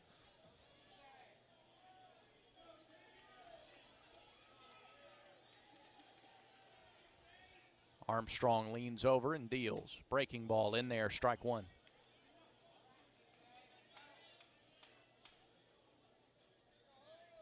Cole, the runner at second. Rowland at first. 2 down in the 4th. Armstrong's pitch is lined into left field. That's a base hit. Windmill for Cole. Here comes Stanfield. Here comes the throw. It is wide. It is cut off. And Arkansas leads 5-2. It's an RBI single for Josenberger.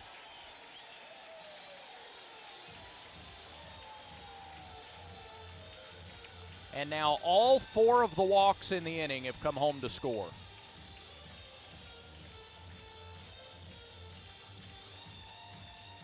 That's the 3rd hit in the inning for Arkansas.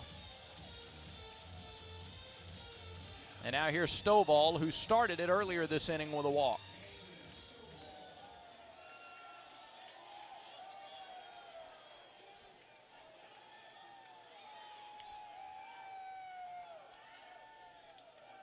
Pitch.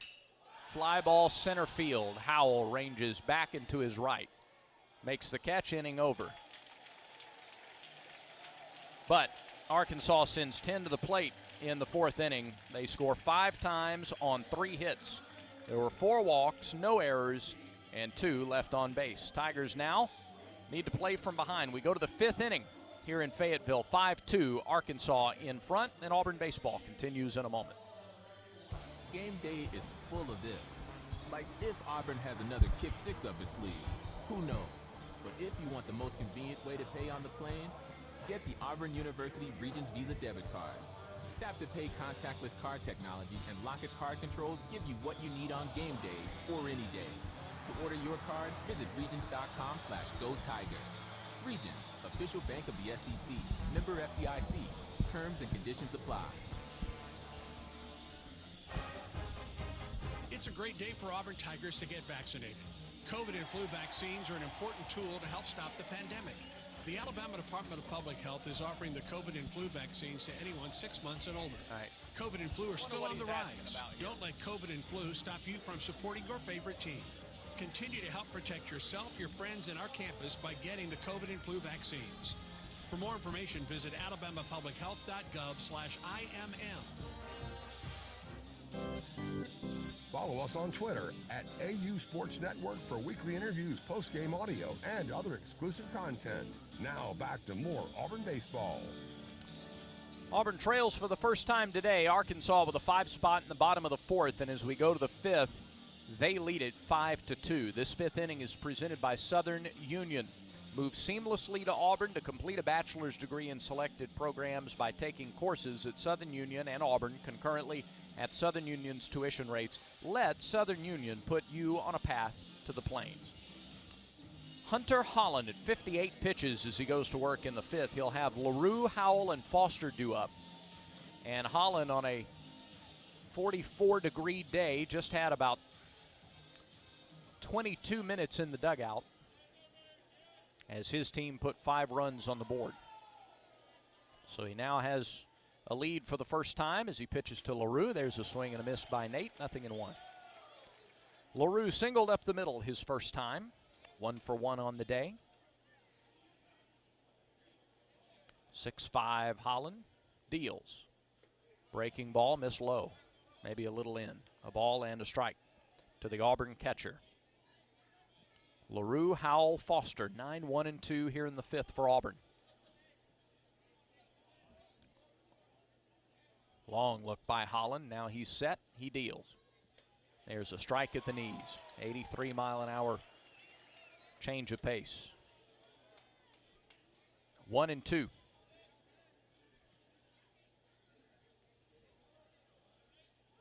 And ready quickly. Plants and fires. And missed downstairs. 2-2. Game 2 of the series tomorrow at 2 o'clock Central Time. You'll need the app for tomorrow's game. 2-2 to LaRue. Here it is. Called strike 3.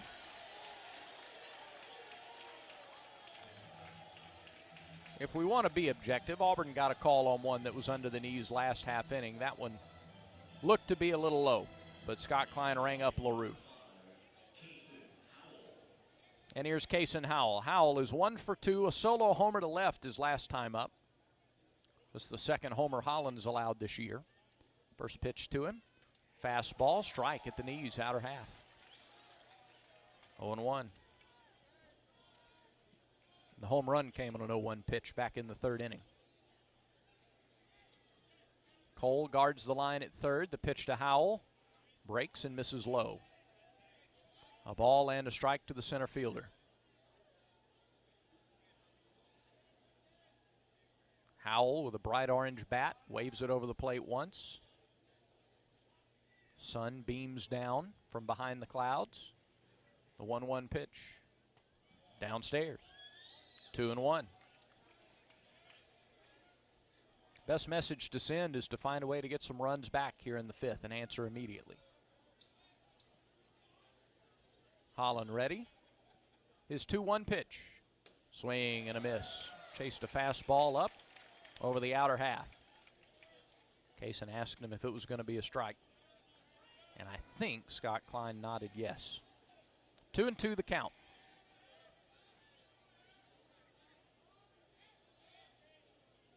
Holland's pitch. Called strike 3 at the knees. Back-to-back called 3rd strikes by Holland.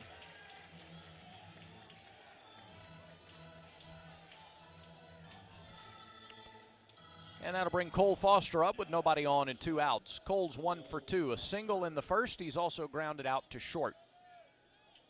He's pulled it to the left side both times. 3 strikeouts for Holland. 2 of them have come in this inning. Pitch to Foster. Low and outside for ball 1. Foster with back-to-back 4-hit games before a lower abdominal injury kept him out. Pitch misses high, 2-0. He was out for the doubleheader against Southeastern Louisiana and missed the Georgia Tech game as well. Good to get Cole back in the lineup for SEC play. Delivered a hit immediately. Now the 2-0. Missed downstairs. 3 balls and no strikes. Foster's 12 walks are second most on the team. He trails only Justin Kirby in that department. Nobody on, 2 outs, top of the 5th inning. Pitch to Foster. There's a strike right down the middle.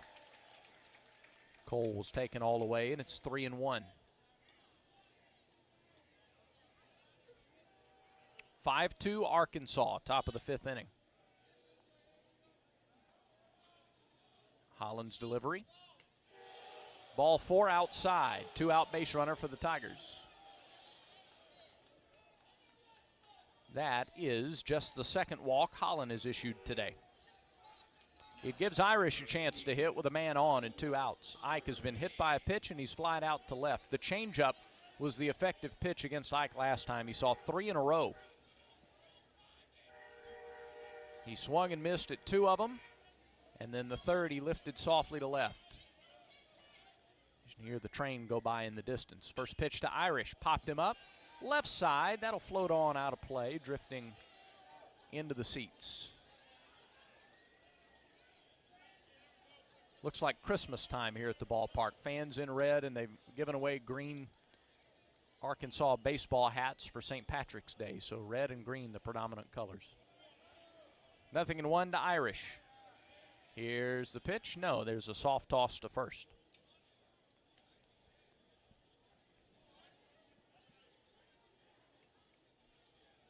Irish with 13 multi-hit games in Auburn's 17 games this year. The pitch. Change up, missed the outside edge. They'll appeal to third, and Michael Phillips says no, of course he didn't go. A ball and a strike the count. Pitch was just off the outside edge. A little bit of stirring in the bullpen. A lefty starting to throw for Arkansas. Pitch to Irish. High chopper, right side, gloved by the first baseman in fair territory, Slavens, and he tags Irish on the way by. If he lets it go one more bounce, it probably bounces foul. But Slavens picked it up and tagged Irish, and the inning comes to a close. No runs, no hits, no errors, and a man left. Auburn is stranded 4. Halfway home in Fayetteville, Tigers trail 5-2, and Auburn baseball continues in a moment. It's here, Ford Truck Month. Come and get the best deals of the year on the only trucks built Ford tough. Drive home the rugged Ford F-150, part of Ford F-Series, America's best-selling truck 46 years straight and counting. But hurry in because these deals won't last forever. It's Ford Truck Month. Don't miss it. Come and get it at your local Ford dealer. Based on 1977 to 2022 calendar year total sales. We've all been caught up in the little chores that pile up every day. The dishes in the sink, the trash that needs taking out, the pesky check engine light. Isn't it time to make a change and escape to a whole new world of possibilities? Where there's dinner without dishes, nights filled with adventure, and every day you feel like a winner. A little change can go a long way when you escape every day at Wing Creek Casino and wingcreekcasino.com. This broadcast of Auburn baseball is brought to you in part by Chick-fil-A. Download the Chick-fil-A app to earn and redeem points. Eat more chicken and War Eagle. Welcome you back to Baum-Walker Stadium in Fayetteville. Quinn Burkeen in our Skyview Auburn Sports Network studios. Brad Law with you from Fayetteville. Auburn trails Arkansas 5-2. Tigers led 2-0 going into the 4th. Arkansas in the 4th sent 10 men to the plate. They scored 5 times on 3 hits. It'll be Wagner, Slavens, and Borfin. The first 3 due up here in the 5th against John Armstrong, the second Auburn pitcher of the day. Final numbers on Tommy Vale this afternoon. Vale 4 runs on 2 hits and 4 walks. He struck out 4 in 3 1/3. Now Armstrong sees Wagner for the first time, and the first pitch to him misses down and away for ball 1. In game 2 of the series tomorrow at 2 o'clock. That'll be on Tiger 95.9 in the Auburn area. Off-speed pitch is low. It's 2-0 to Wagner. Men's basketball tomorrow across the Auburn Sports Network on all of our affiliates. Starting at 5:30 Central. It's Auburn and number 1 seed Houston from Birmingham, the pitch. There's a called strike on the outside edge, and it's 2-1 to Wagner. Wagner has struck out, walked, and scored. He was aboard when Slavens homered in the 4th. 2-1 the count, the pitch. Didn't get the outside corner, and it's 3-1.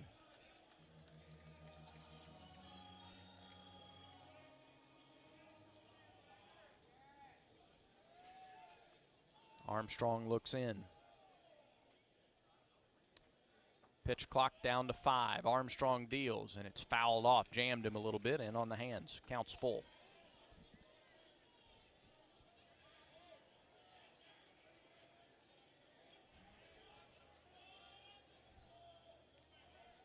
Right-handed hitting Wagner. Average at 381 in the pitch. Ground ball to short. Oh, it's past Foster and into left center field.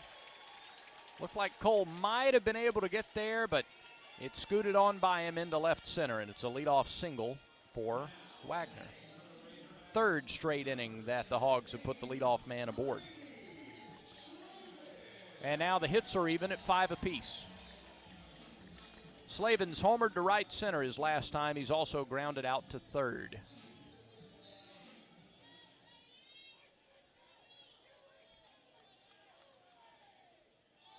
Squeezes the bat in the left-handed batter's box with his white batting gloves. Here's the first pitch to him. Inside, ball 1.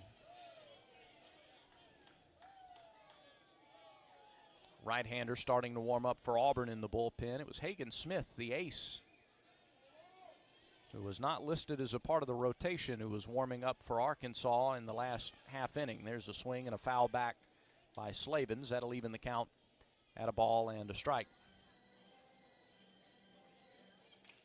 Chase Alsop, some leisurely tossing for the Tigers in the bullpen. 1-1 is the count to Slavens. Here's the stretch. Armstrong's pitch. Bouncing ball, foul. Over toward the entrance of the Arkansas dugout down the first base line. It's 1-2.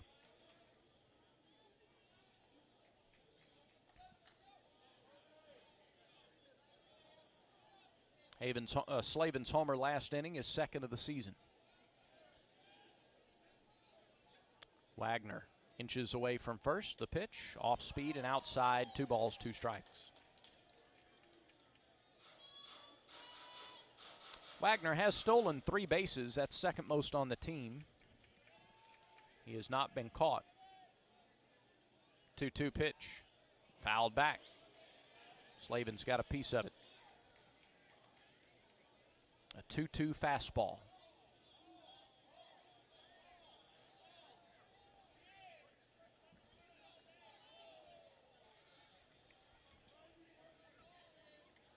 And so we'll do it again. 1 on and nobody out here in the bottom of the 5th inning. Armstrong's pitch. Swing and a miss. Got him with a changeup. And he had Slavens way out in front. So Armstrong records his 2nd strikeout. 1 away in the home half of the 5th, and Jace Borfin is the batter. Borfin walked and scored last inning. He's also struck out. Both those at-bats came against Vail. Armstrong pitched a couple of times against Arkansas last year. First pitch misses a little outside for ball 1 to Borfin.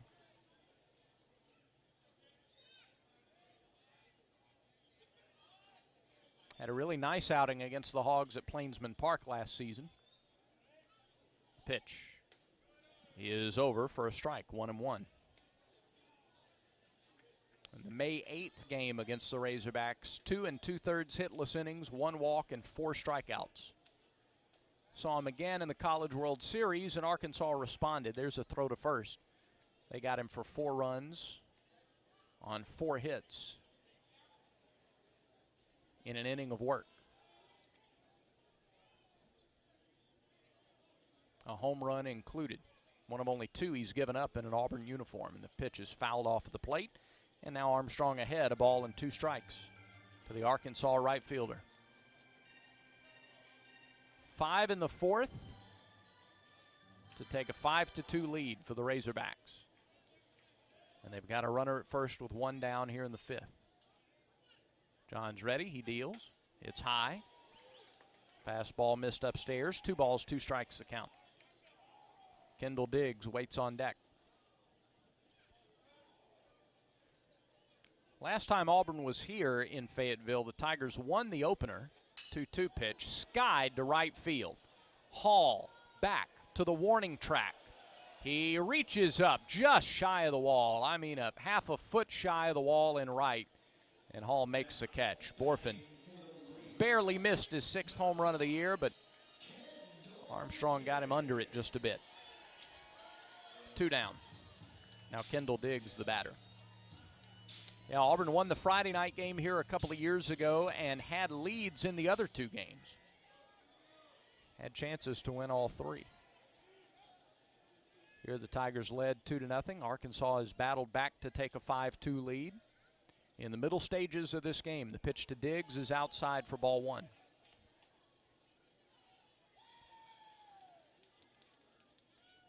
Mississippi State and Kentucky are underway in Lexington. No score. Kentucky bats in the bottom of the 1st on the Yellowwood scoreboard. The 1-0 pitch. Fastball missed the inside corner. Too far in. It's 2-0 to Diggs. Diggs is 0 for 2 this afternoon. A ground out and a strikeout. He bats with 1 on and 2 down here in the 5th. Armstrong's pitch. Breaking ball missed low. 3-0 the count.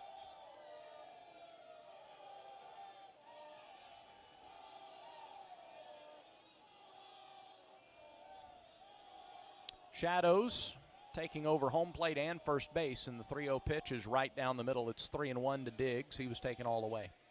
Auburn softball picked up a win today at the Omni Hall of Fame Classic out in Oklahoma City.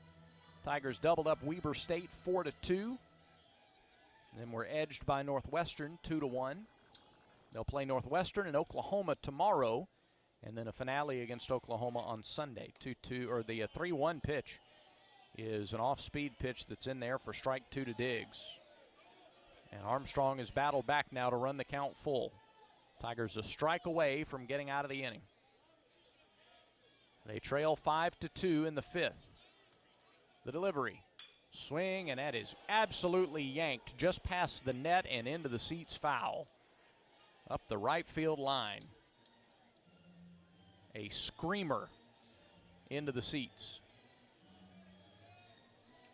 Well, he measured the changeup there and was just a little early. See what John goes to here, 3-2. Here's the pitch. Lined into right field, a little looper, that's going to drop. It'll drop. Here is Hall in right. His throw comes in and now sails over second base. Stanfield backed up the play, and Bryson Ware is limping at third base. Bryson Ware limping a little bit on the left side of the infield. The throw from Josh Hall was cut off by Foster at short. He had to leap high into the air to make the catch, or to try to make the catch, and it was over his head and fielded by Stanfield, who was backing up the play. It's a base hit for Diggs on a 3-2 pitch. Wagner all the way around to third. They're at first and third with 2 down for Cole. First pitch to Cole, bounced to second. Green fields, throws, out number 3. So Cole grounds out, and that'll put a cap on the 5th inning, and Auburn turns Arkansas away. The Hogs, no runs, 2 hits. No Auburn errors, and 2 left stranded. They've now stranded 5 in the ballgame. We are through 5. Arkansas leads at 5-2 here in the series opener in Fayetteville. This is the Auburn Sports Network from Playfly. Don't miss the football season opener on September 2nd as Coach Hugh Freeze makes his debut as Auburn's head coach. Pitch to Jarquez Hunter. Jarquez breaks one tackle and another down the sideline. 30, 25, 20. Goodbye, Jarquez! Touchdown, Auburn! Don't miss any of the basketball, volleyball, or gymnastics action inside Neville Arena. And a steal, Trey Donaldson. He's got a breakaway to the hole. Right hand, Woo! Be there as baseball and softball swing for history. Reeves flies one into deep left center field. Howell has back at the track, and he brought it back in. What a play by Kason Howell. AUBTix.com gives you a chance to check your seats and then buy or transfer tickets to any Auburn athletics event. Whether you need season tickets or single game seats, visit AUBTIX.com.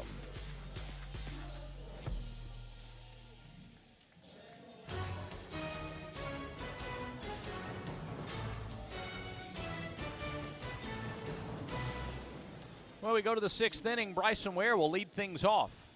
He's followed by Kirby and Stanfield. Ware, on the next to last play of the last inning, appeared to come up limping at third base on a play that was away from him in right field. And he's limping on his left leg as he walks to the plate. Well, it's an Auburn team that's just been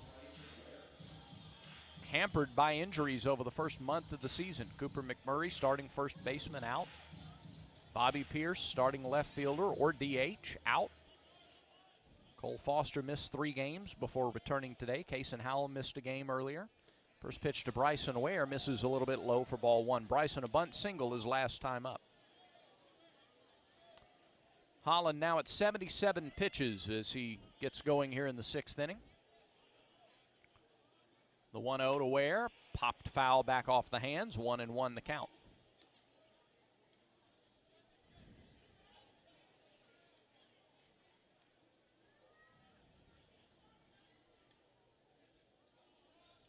Stretch by Holland. Off the left side of the rubber, plants and fires. There's a pop-up, shallow center field on a breaking ball. Back, the second baseman, and he falls backwards to make the catch. Boy, Stovall stayed with that the entire way and fell backwards to make the catch, and Ware is retired. Got to bring Justin Kirby to the plate. Kirby is 1 for 2 with a single and a ground out.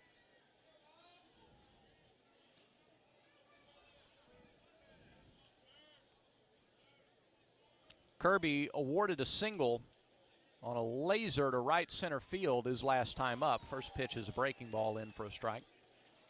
It was originally ruled a catch by Josenberger in right center. Replay review showed that the center fielder dropped the ball, lost it when he hit the ground, and then picked it up, put it back in his glove. So Kirby was awarded a base hit. 0-1 pitch. Another breaking ball. Same result. 0-2. Just fell right off the table and dropped in. 0-2 the count. That one dropped in at 69 miles an hour. Nice pitch by Holland. Now his 0-2 delivery. Fastball missed outside. You could see that coming. 20 miles an hour faster.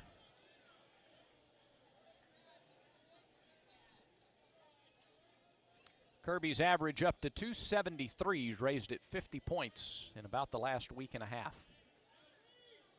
1-2. Swing and a line drive to left field. That gets down. It'll be played on a hop by Wagner. A 1-out single for Kirby, and it's a 2-hit day for Justin. Back-to-back multi-hit games for Kirby. 1-out single, and Chris Stanfield comes to the plate. Had a good at-bat last time. He worked a 1-out walk to load the bases in the 4th inning. That walk proved to be beneficial. It moved Ware over to third, and he came home to score on the Green sac fly to right.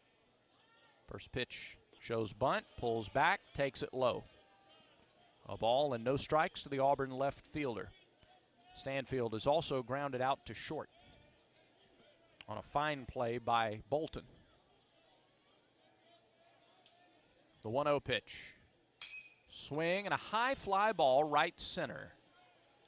Borfin to his right a few steps, makes the catch. 2 down. Now here's Caden Green, the second baseman. Sac fly in the 4th. He's lined out to first as well. Top of the 6th inning, 2 outs, 1 on. Tigers trail 5-2. Hits are even at 6 apiece. It's been an error-free game to this point. Holland's first pitch will have to wait. He'll toss over to first.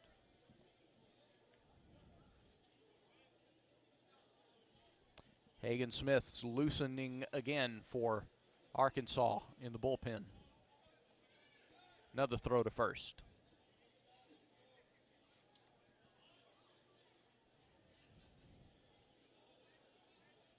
Arkansas starters this year do not have a loss.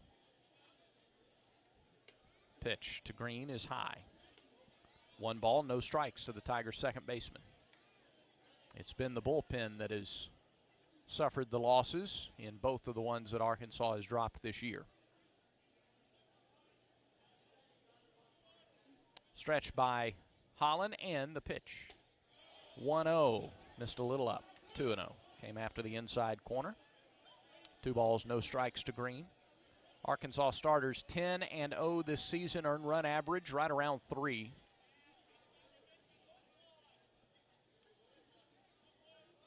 Two-0 pitch to Green. Down and in, 3 balls, no strikes.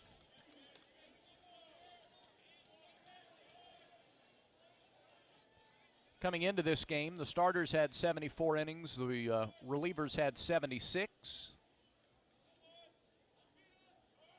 3-0. Ball 4. He walked Green on 4 straight pitches. And now they're at first and second with 2 down for Josh Hall. Bullpen ERA about double the starters' ERA. Arkansas relievers this year 5-2 with 4 saves and a 6.28 earned run average. They've given up 59 runs in 76 innings, whereas the starters have now given up 32 runs in nearly 80 innings.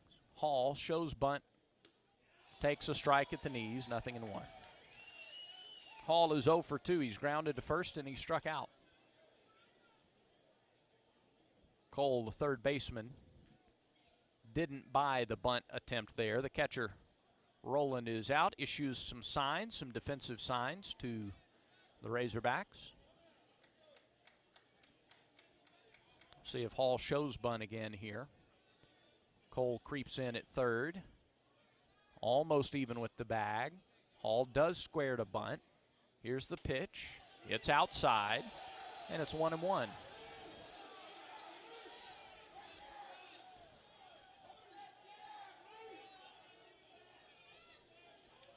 Hall represents the tying run. 2 outs in the top of the 6th inning. Kirby at second, Green at first. Auburn is stranded 4 today. Here's the 1-1 pitch. Pulled the bunt back, takes ball 2, outside. Holland's not missing by much, but he is off the outside part of the plate.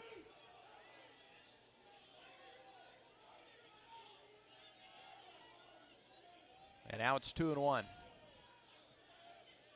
Cole comes in on the edge of the grass at third, creeps in a few extra steps. Hall takes a strike. 2-2.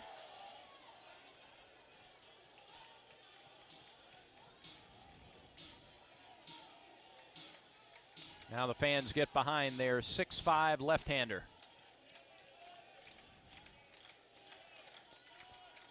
Pitch number 94, runners go, and it's lined, caught by the first baseman. Oh, Slavens moved to his right and caught the line drive from Hall. It would have scored a run, but Slavens used his big frame to get over there and make the catch, and that ends the Auburn thread in the 6th inning. No runs, a hit, no errors, and 2 left on base. We go to the bottom of the 6th, still 5-2, Hogs in front. Auburn baseball continues in a moment. Hello there, my name is Seychelle, and what makes the Chick-fil-A chicken sandwich original to me is the punch of flavors that's unlike any other. You get the crispy tenderness of the chicken and that hint of sourness from the pickles. Ta-da! Hey, I'm Juan, and what makes the Chick-fil-A chicken sandwich original to me is you're gonna get chicken that's crispy, golden, and juicy. This is the gold standard of chicken sandwiches. Order the original Chick-fil-A chicken sandwich on the Chick-fil-A app today. Real customers paid for their testimonials. And we're back with breaking news. Coke Zero Sugar might be the best Coke ever. That's right, Jim. Coke Zero Sugar is a must-try for any Coke fan, so make sure...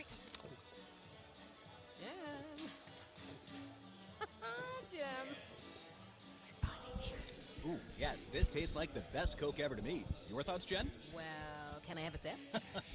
Jen, we're in the middle of reporting the news. I need to try it first. This broadcast of Auburn baseball is brought to you in part by the Alabama Department of Public Health. Don't wait.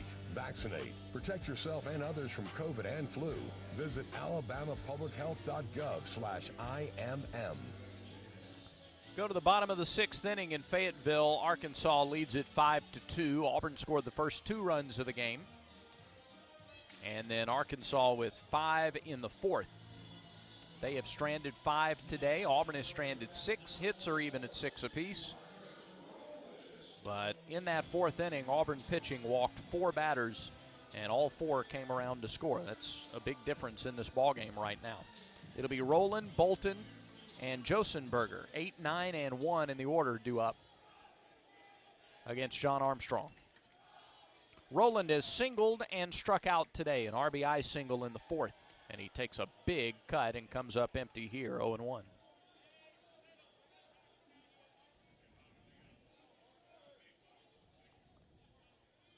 Armstrong works in a hurry with nobody on base. Weak grounder to first, and it's off the glove of Armstrong, off the heel of his glove as he moved to his right to try to knock it down. The leadoff base hit for Rowland, and Arkansas's 7th hit of the game. It was on the inner half, bounced to first, and they'll give Ike an error there. His first error at first base this year, and Rowland is aboard. That's the 4th straight inning that they've had the leadoff hitter aboard. They have been putting pressure on Auburn's defense and pitching these last 4 innings. And now a new baseball for John Armstrong. Scott Klein comes out, says, toss that one away. Let me give you a new one. Bryson Ware comes in even with the bag at 3rd. They're looking for a possible bunt from Bolton here, perhaps. Hogs lead at 5-2. We're in the bottom of the 6th. Armstrong pitches. Late square to bunt. He offered at it, couldn't get it. Strike 1. Pitch was down and in, really well placed. And Bolton couldn't get the bat down there.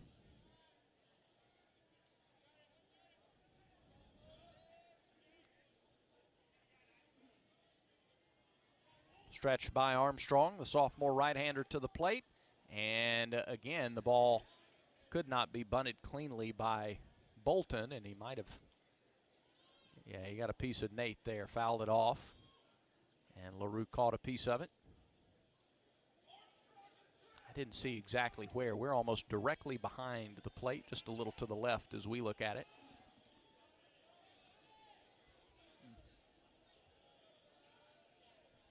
So the count goes to 0-2. Bolton likely not bunting here with 2 strikes. Ware backs up at 3rd. Here's the pitch. Swing and a foul back at an off-speed pitch. He was under it, fouled it back to the net, 0-2. Rowland at first, he reached on an error. Nobody out in the bottom of the 6th. 5-2 Arkansas with the edge. Stretch. Armstrong deals. Hit him. Breaking ball that just didn't break. So now an error and a hit batter in there, 2 on with nobody out. Well, you talk about the tenets of the game, and the coaches have tracked it all season long. The biggest inning very rarely loses, and the team that gets more freebies very rarely loses. So far today, there's still plenty of time, obviously, but so far today, Arkansas has had the biggest inning, and Arkansas has been given the most freebies. And now time is called as Coach Rock comes out. The walk turns into a brief jog.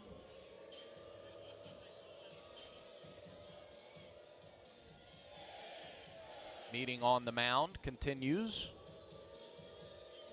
This is Chase Isbell warming up for the Tigers. Chase Alsop was up earlier, and it's now Isbell who is working out there.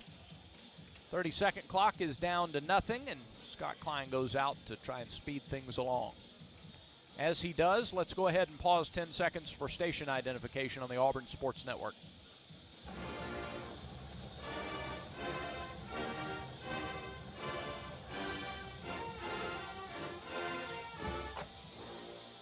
Meeting on the mound is over. First and second for Arkansas, nobody out. Bottom of the 6th inning. On the Yellowwood scoreboard, Kentucky explodes for 4 runs in the bottom of the 1st at home against Mississippi State. Wildcats lead the Bulldogs there, and they are still batting in Lexington. Back to the top of the order with 2 on and nobody out, and Tavian Josenberger. Josenberger is 1 for 3. He has singled to drive in a run. He's also grounded out and flied out. He's 1 for 3 today. Might he try to bunt the runners over? He's got good speed at the top of the order. He is bunting, and he pushes it foul left side. 0-1. Are you considering buying or selling property in Auburn? Maybe a game day home or condo? Well, get in touch with Berkshire Hathaway Home Services, Auburn's #1 real estate company. Visit comehometoauburn.com and start your search there. Shadows cutting the mound in half.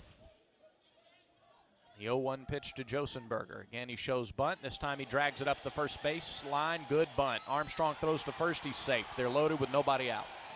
Perfect bunt by Josenberger up the first base line. Armstrong fielded, Green covered, but too much speed, and Josenberger beat it out. 7th hit of the day for the Razorbacks.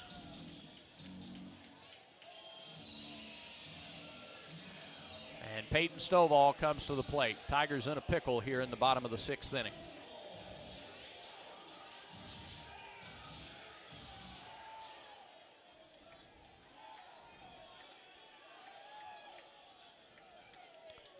Armstrong to the plate. First pitch.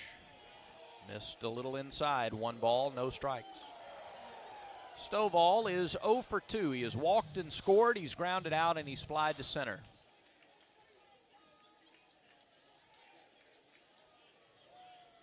The pitch. Missed low again. 2-0.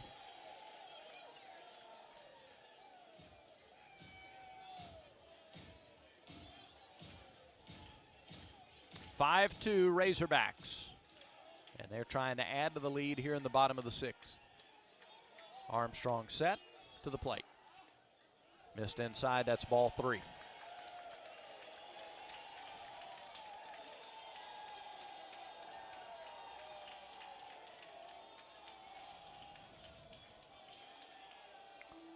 Stovall, 15 RBIs on the year. Armstrong's 3-0 pitch is right there. He was going to make him throw a strike first. Now it's 3-1. Wagner waits on deck. Nobody out in the 6th inning.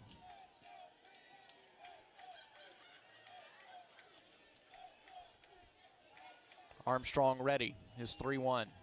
Swing and a fly ball center field. Right center. Back goes Howell. That's deep enough to score the run. Kaysen makes the catch. Runners tag from every base. And it's now 6-2. RBI sac fly for Stovall, his 16th RBI of the season. First out. Rowland comes in to score. Bolton takes 3rd, and Josenberger takes 2nd. So runners at 2nd and 3rd with 1 out. And there's Coach Rock out of the dugout. That'll spell the end of the line for John Armstrong. So Armstrong gets the first out in the 6th. He works 2 full innings today for the Tigers. And he exits with runners at 2nd and 3rd and 1 out. And Auburn trailing 6-2 in the bottom of the 6th inning. Auburn makes the Conecuh sausage. Call to the bullpen. By now, your daily routine is probably a little too routine. Don't you want to change? Don't you want to start playing by your own rules and escape the routine so your fantasy becomes reality? Where every night is an adventure, where new flavors are ready to be tasted, where it feels like you're a winner. Take a chance. Reward yourself. Make your routine anything but routine. Escape every day at Wind Creek Casino and WindCreekCasino.com. New pitcher for Auburn on this Conecuh sausage. Call to the bullpen is number 43, Chase Isbell. Isbell, 6'2", 210, senior from Springville. Started at Samford before transferring into the Tigers for last season. He's 2-1 this year in 7 appearances, 6 in relief. Earned run average of 7.94. He's pitched 11 1/3 innings. He's given up 14 hits, 10 runs, 4 walks, and 18 strikeouts. Opposition hitting .292 against Chase Isbell. He inherits runners at second and third and 1 out. Armstrong, 2 innings, 5 hits, 1 walk, 2 strikeouts. To this point, 2 runs, 1 earned, 1 unearned. John threw 51 pitches, and 31 of them were called strikes, or were strikes. So Isbell, the 3rd pitcher of the day. Tommy Vale, 3 1/3, 4 runs on 2 hits and 4 walks. And now Isbell.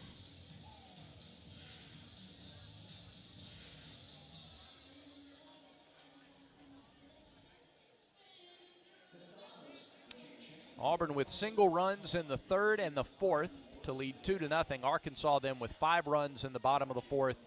They've got 1 here in the 6th, and they are still batting. Runners at second and third and 1 out. Jared Wagner, the batter. Wagner is 1 for 2. He has walked and scored. He has singled, and he has struck out. And the infield comes in. Wagner is the team's leading home run hitter, and he's driven in more runs than anybody on the squad, and he tops one to third. Ware tried to barehand field it. It was his only chance on a slow bouncing ball to third, and he couldn't field it cleanly, and the run comes in to score.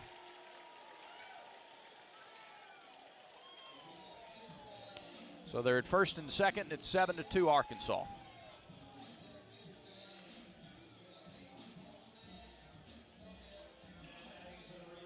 That's 30 RBIs on the year for Wagner.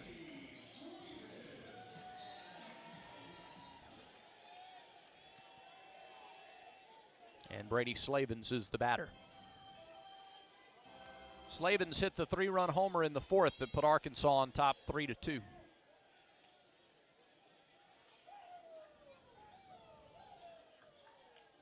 Isbell to the left-handed hitter. First pitch. Missed high, 1 ball, no strikes. Slavens now with 2 homers and 16 driven in this season.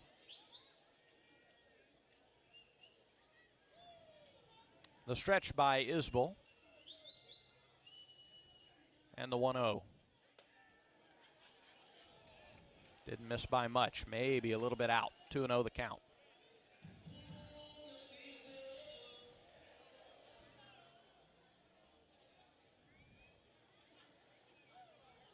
Long look in for Chase. Pitch clock down to 5. He deals at 3, and it bounces up there. 3 balls, no strikes.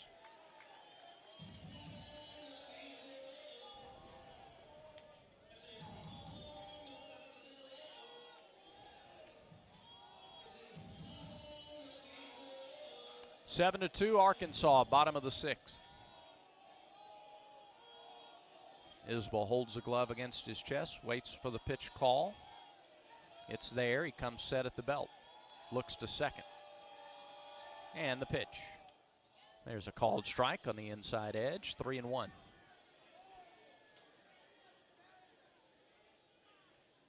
Arkansas today has seen 6 of its 7 runs scored by guys who got on via walk, error, or hit batter. 3-1 will have to wait. Snap, turn, and throw to second to chase Josenberger back. He's in there with a head-first slide.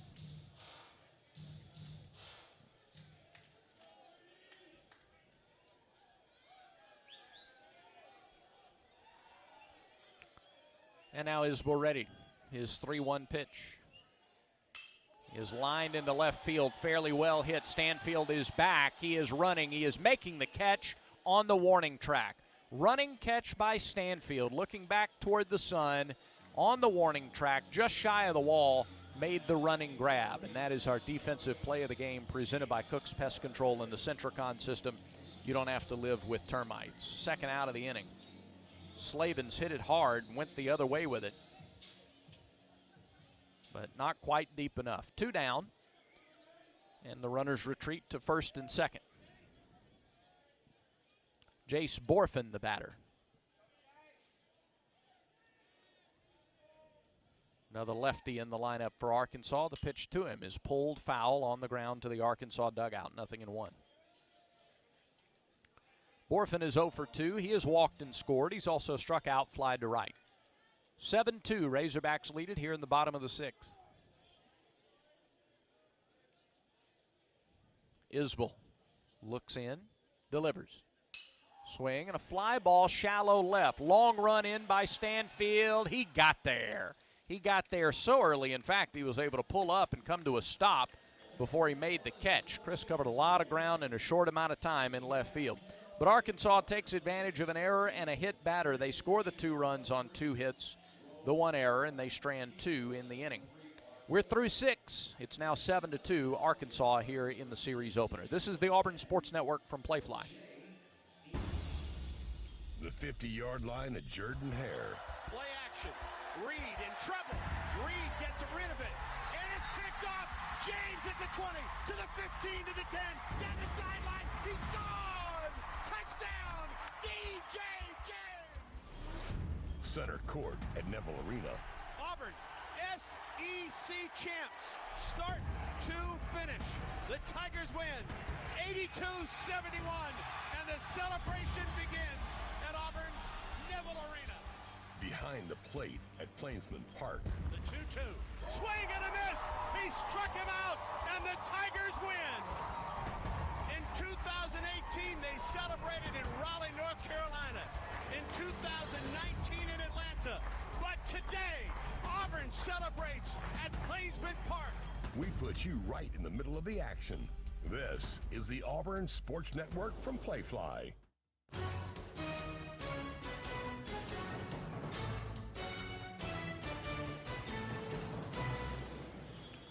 Getting late in Fayetteville, we go to the 7th inning. Auburn trails 7-2, and the Hogs aces in the game on a Conecuh sausage call to the bullpen.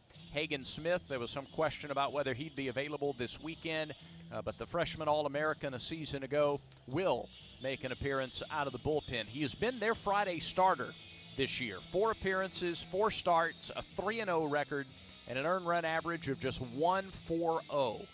19 in the 3rd innings, 11 hits, 3 runs, 14 walks, 28 strikeouts in 19 in the 3rd innings. He has given up 1 homer, 1 wild pitch. He has not hit anybody. He's given up a couple of doubles. And it'll be Hagen Smith who is on to face the 9-1-2 hitters. LaRue, Howell, and Foster. First pitch to LaRue is a fastball for a strike at 94 miles an hour. Boy, dealing with Holland and Smith is a tall order. Pitch, swing and a miss at another 94-mile-an-hour fastball. Very quickly, 0-2. Right-handed hitter, or righties hitting 184 against him this year. Lefties hitting just 118. 0-2 pitch. Just missed outside. 3 straight fastballs, that one just off the outer edge. Primarily the fastball. He'll work a changeup and a slider in there to right-handed hitters. The 1-2 pitch. Swing and a miss. 4 straight fastballs. 94, 93. 1 away in the 7th. There's Kason Howell. Howell homered in the 3rd. He's 1 for 3. He's grounded out, struck out. Pitch. Up and in, ball 1. Threw him a slider at 87. 1-0 the count.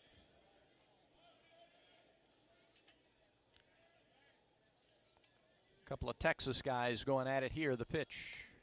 There's a called strike. 1-1. Smith out of Bullard, Texas, 6'3", 215, sophomore. The southpaw to the plate, misses with the fastball down and away, 2-1.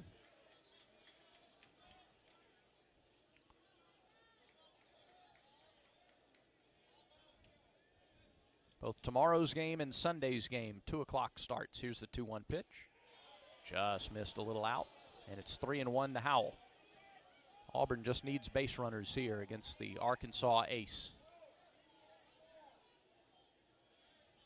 Holland went 6 innings, gave up 2 runs on 6 hits as Howell spears one off to the right, foul. Into the 4th row of the chairback seats. The count's full, 3-2. 2 runs on 6 hits, 3 walks, 3 strikeouts for Holland, 94 pitches, 55 strikes. And Auburn stranded 6 runners against him. The pitch to Howell misses outside for ball 4. Good take by Kaysen. And it's a 1-out walk. Auburn has had 1-out base runners.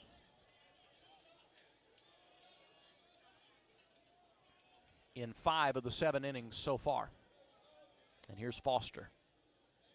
Cole has walked, he has singled, he has grounded out. The pitch. High, ball 1.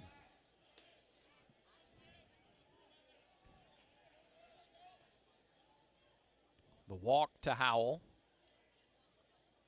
The 15th issued by Smith this year. Pitch to Foster misses low. Maybe a little out. It's 2-0. So Howell walked, and now he's gone 2-0 to Foster with 1 out. Tigers trail 7-2. Gonna try to inch their way back into this. The 2-0 pitch. Missed outside. 3 balls, no strikes. Smith a little frustrated. He's not getting the outside corner.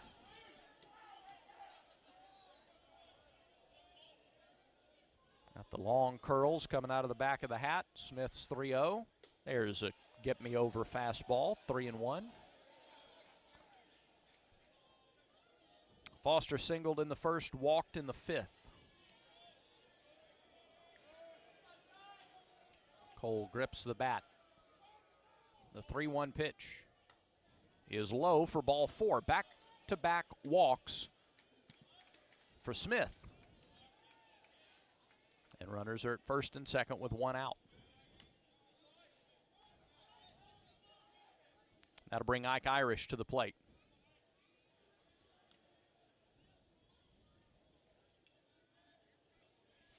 Against lefties,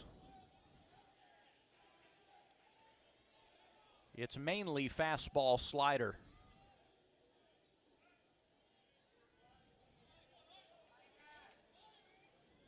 And every now and then he'll hang one. Throw an occasional cutter to lefties. Here's the pitch. And the first pitch is in there for a strike to Irish. That was an off-speed delivery. 0-1 to Ike, who has grounded out, flied out, and been hit by a pitch today. The pitch. Up and in. 1-1. Top of the 7th inning. Shadows now over the right half of the ballpark. Right field in shadows. 1st and 2nd base, home plate, mound in shadows. 1-1. There's a swing and a miss. 91. Maybe the cutter. And that's a ball and 2 strikes. Left field, center field, 3rd and short, still dealing with the sun.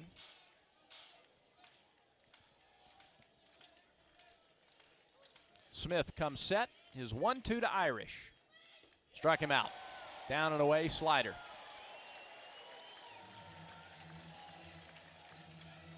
So Smith picks up his 2nd strikeout. He's averaging about a strikeout and a half per inning this year. And he fanned Irish on 1 down and away. So it'll take some 2-out hitting from Bryson Ware for the Tigers to try and climb back into this one a little closer. It's 7-2, the pitch. Swing and a ground ball back up the middle. Second baseman gloves and throws. Stovall to Slavens, and the inning is over. No runs, no hits, 2 walks, no errors, 2 left. Auburn is stranded 8. 7th inning stretch time. Tigers trail 7-2. Seventh inning stretch presented by our friends at Chick-fil-A. The Chick-fil-A app is here to help you savor every second of the game. Just order ahead. Score before the next game even starts. Eat more chicken and War Eagle. 7-2, Tigers trail in Fayetteville. Auburn baseball continues in a moment. And the pitch. A swing so powerful it takes our breath away. Whoa, what a grab. A double play that has us high-fiving strangers, swaying together with every take me out to the ball game, and the rally that brings us to our feet as one. At Alabama Power, we believe that sharing 9 innings of baseball makes us a better community. It's a powerful spirit that energizes the communities we serve. It's power for a better Alabama. Alabama Power is a proud supporter of the Auburn Tigers.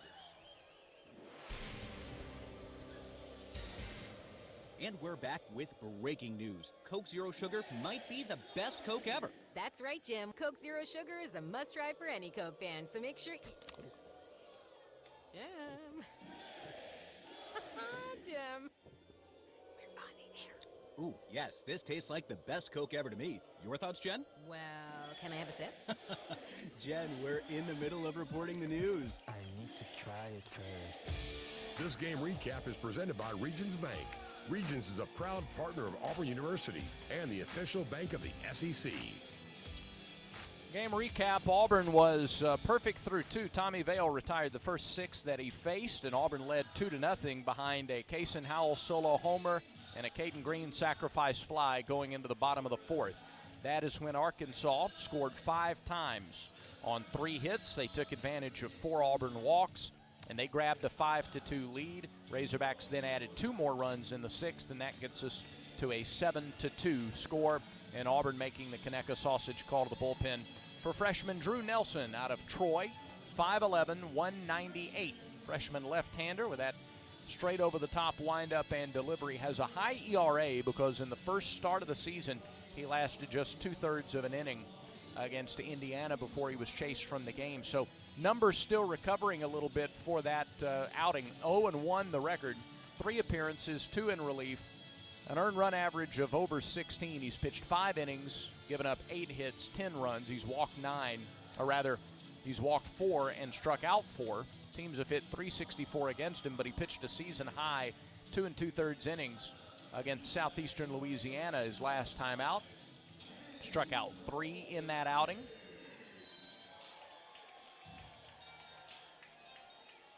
That came 6 days ago in the series finale, game 2 of the doubleheader against Southeastern Louisiana. 2 2/3 innings, 2 runs, 1 earned on 2 hits, a walk, and 3 strikeouts. He threw 43 pitches last Saturday at home. He'll face Kendall Diggs here to start the bottom of the 7th. And he starts him with a strike, 0-1, 88-mile-an-hour fastball. Diggs has singled, struck out, and grounded out.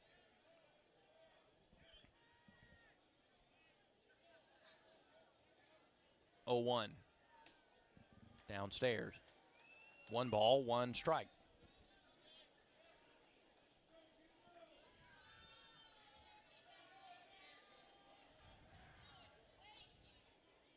Nelson off the left side of the rubber, kicks and fires. Breaking ball dropped in for a strike. It's 1-2. Really good curveball from Nelson. Freshman getting his first taste of road life in the SEC. Here in the bottom of the 7th inning in Fayetteville. He winds, pitches, and it's fouled off to the left side. Over the sweets. And it's still 1-2 to Diggs. Designated hitter came in hitting .333, and he's 1 for 3 today. So right on script. Nelson plants and fires. Got him swinging. Chased a breaking ball down in the dirt and away from him. Strikeout number 1 for Nelson today. 1 out in the home half of the 7th. And now Harold Cole is the batter. Cole has walked twice, he has scored once, and he has grounded out to second base. Arkansas has stranded 6 runners in the last 3 innings, but they've scored all 7 of their runs in the last 3 innings. Ball one inside to Cole.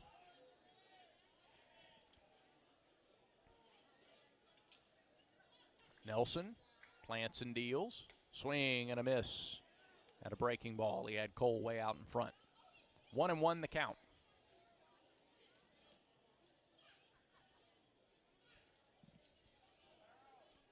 The delivery. Swing and a miss. He swung late at a fastball, so a good job mixing the speeds by Nelson to get out in front of Cole.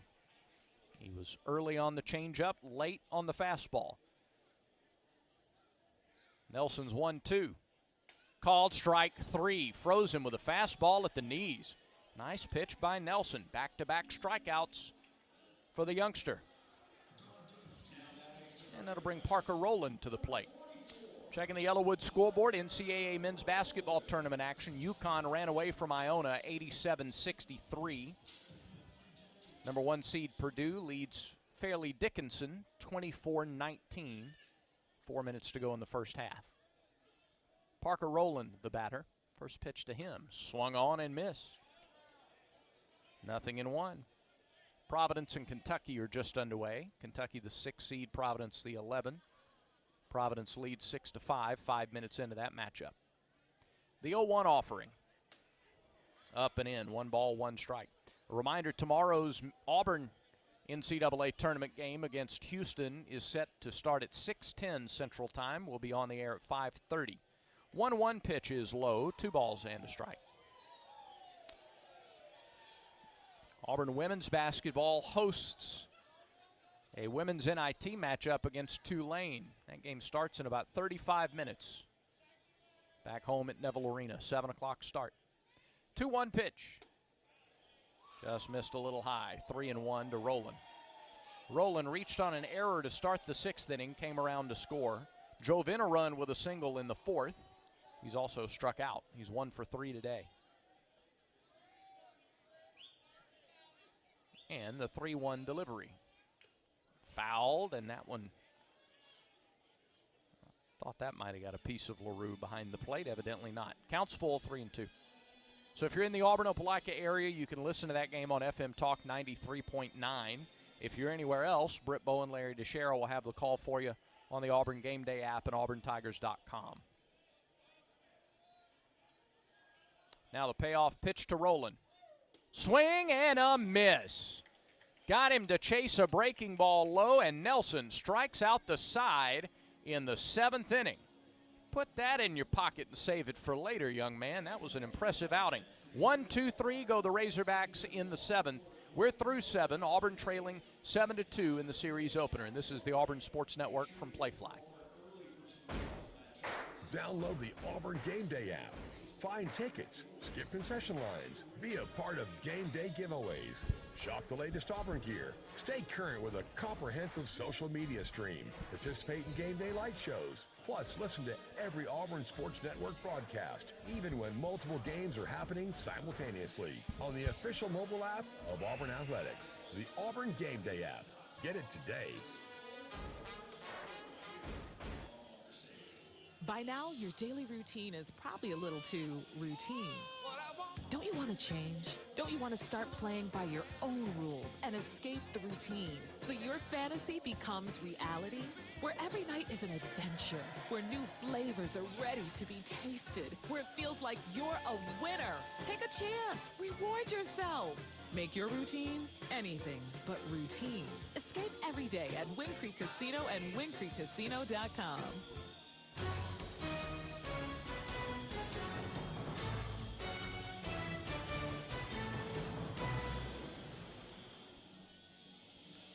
Back at Baum-Walker Stadium in Fayetteville, it's 7-2. Tigers trailing Arkansas as we go to the 8th. Auburn will send Kirby, Stanfield, and Green to the plate. 5, 6, and 7 hitters against the ace of the staff, Hagen Smith, who is not listed in their starting rotation. He has started the first 4 weekends, the pre-conference weekends. Freshman All-American back in there now for the Hogs, working his 2nd inning of relief. Last year, Smith was 7-2 with a 4.66 earned run average.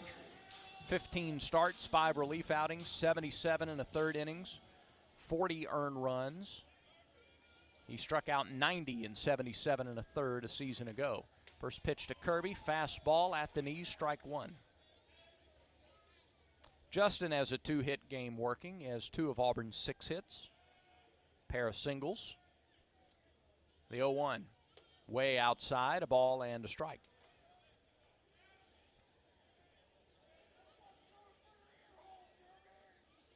Smith with 20 pitches in the 7th inning. 1-1 to Kirby. Check swing at a slider. He did not go. 1 down and in. 2-1 the count.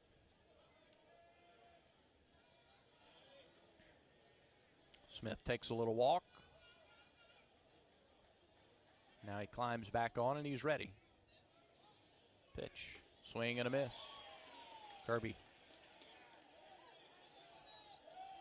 took a swing at a 91-mile-an-hour fastball. Now the count evens at 2-2. 7 runs on 8 hits for Arkansas. 2 runs, 6 hits, and an error for Auburn. Kirby fouls it straight back to the net. Count remains 2 balls, 2 strikes.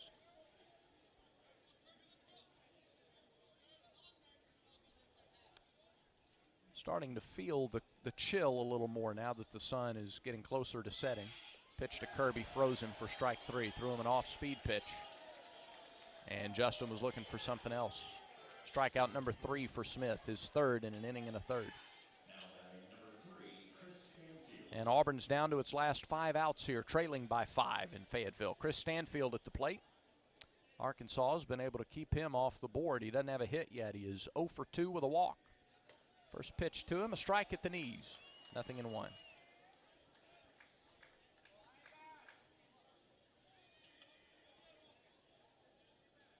Play him to go the other way in the outfield. The pitch is a breaking ball that misses low. 1-1.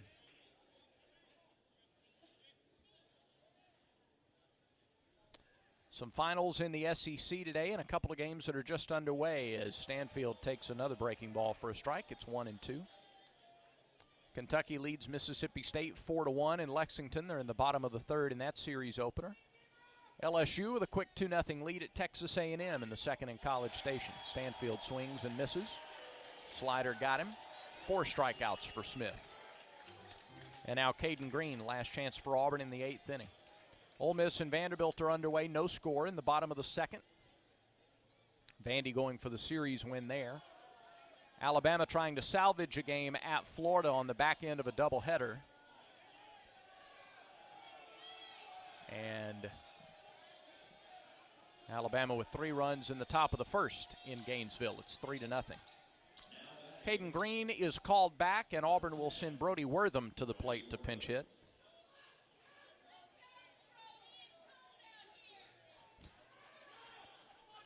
So Wortham taking his time getting to the plate, just trying to do anything. You want to do anything to disrupt Smith's rhythm if you can. Much to the chagrin of the Arkansas fans who are bundled up. He's a right-handed hitter against the lefty Smith. First pitch to him, called strike 1.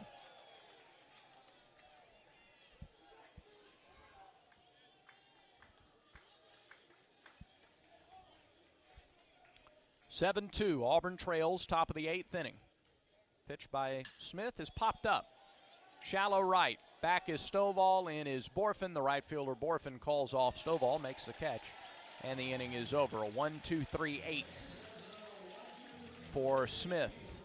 Auburn goes in order, and Auburn trails 7-2 as we go to the bottom of the 8th inning. That's when Auburn baseball continues in a moment.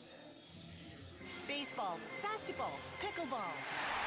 Those are sports, and people love sports. If you love sports, you should know this. Drivers who switch and save with Progressive could save hundreds. Does saving have anything to do with sports? No! The people love sports, so I'm yelling sports out. Hockey, swimming, golf! Not all sports have the word ball in there, so save big when you switch to Progressive. Go sports teams! Progressive Casualty Insurance Company and affiliates. Potential savings will vary. In 1925, Modelo began brewing beer for those who believe in better. A model beer, steeped in the tradition of tireless effort. A rich Pilsner-style lager for those who wear their heart and heritage in their rolled-up sleeve. Since our first batch to every bottle raised today, we've proved that it doesn't matter where you come from. It matters what you're made of. Modelo Especial, brewed for those with a fighting spirit.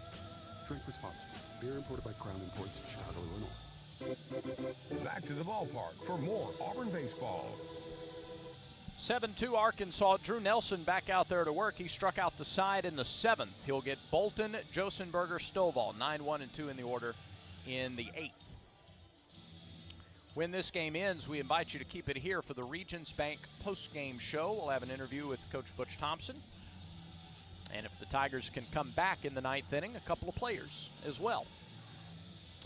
While you're at it, if you don't have that Auburn University Visa debit card from Regions yet, go ahead and do that tonight. Go to regions.com/GoTigers and pick yours up.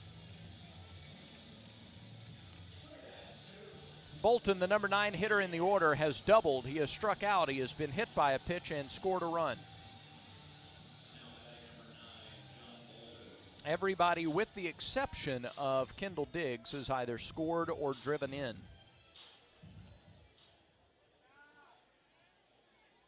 A run for the Razorbacks. And the first pitch misses low, ball 1. Nelson struck out the side in the 7th. 1 looking, 2 swinging. Goes to work against the right-handed hitting Bolton. Gets a pop-up right side. That's headed into the seats. A ball and a strike the count. Brody Wortham stays in the game to play second base for the Tigers. Rest of the defense is the same. Stanfield in left, Howell in center, Hall in right. Ware and Foster on the left side, Wortham at second, Irish at first. And LaRue behind the plate. Nelson off the left side of the rubber. Kicks and fires. It's fouled back over the top, or off the top of the net. 1 ball, 2 strikes.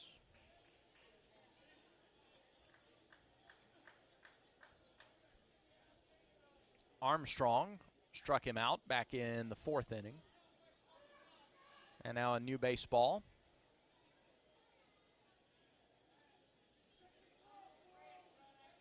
For Drew Nelson at the urging of the home plate umpire.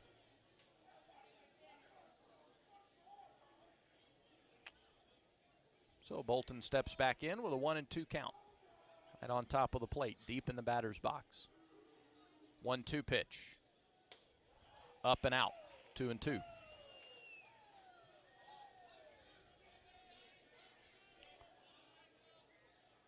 Nelson at 20 pitches, he rocks and deals, and he gets a swing and a miss. Off speed, and Bolton way out in front.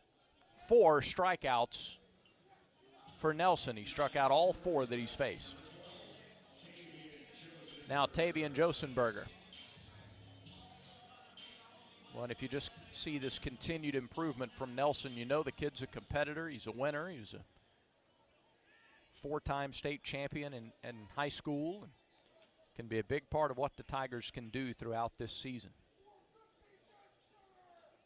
Josenberger today has singled a couple of times. He takes high here, 1-0. Couple of singles, an RBI, he's flied out, he's grounded out. Right-handed hitting center fielder. Planting the pitch. Breaking ball, up and away, 2-0. That one didn't break the way Drew wanted it to.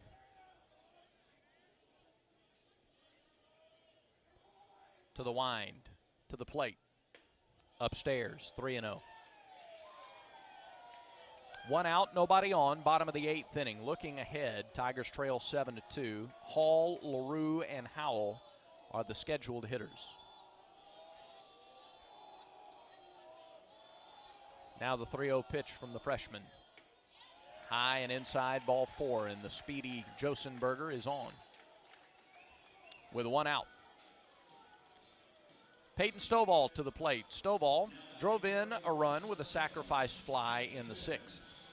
He walked and scored in the 4th. He's also grounded out and flied out.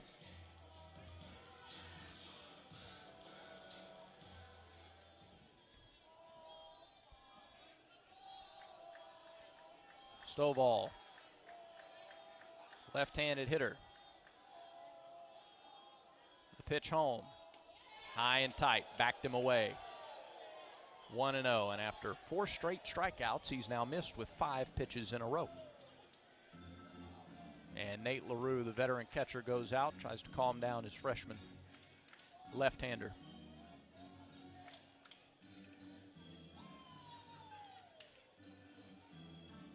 There's a right-hander in the bullpen, can't quite make out who it is. Parker Carlson down there starting to loosen, throwing in the bullpen. Meeting is over. Nate LaRue crouches down behind the plate. The 1-0 pitch to Stovall. Low and outside, 2-0.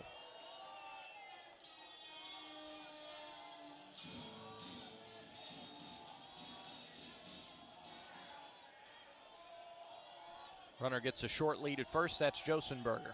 Arkansas leads at 7-2. The pitch. Called strike at the knees. It's 2-1. Nice comeback pitch there from Nelson. And not a bad frame job by LaRue.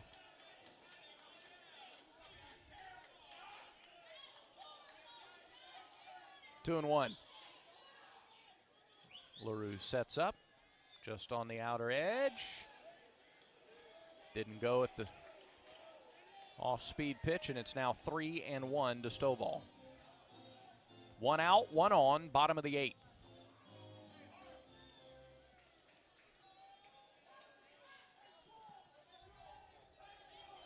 Big hole on the right side as they hold the runner on. The 3-1 delivery from Nelson. Here it is. Fouled back. Runs the count full.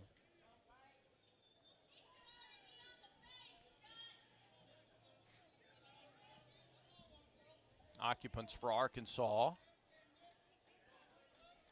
in the bullpen. Gage Wood is down there for the Hogs.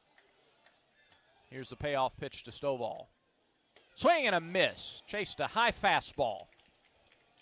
5 strikeouts for Nelson. The K counter presented by Kia of Auburn, where you're always number 1. That is the 11th strikeout for Auburn pitching today. And now here's Jared Wagner. Wagner bats with a runner at first and 2 down. Right-handed hitter. Wagner has a couple of hits and a walk today. He's driven in a run and scored a run. Lob over to first. Irish had to leap to catch it.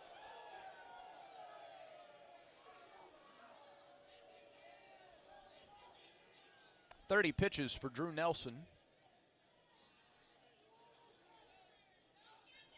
He threw 43 in his 2 2/3 innings against Southeastern a week ago. Runner goes, they've got him picked off, throw down to second, they've got to wait, and the tag is late. Wortham was not there in time. Irish had to double clutch, slide step, and wait to throw the ball. They had Josenberger picked off.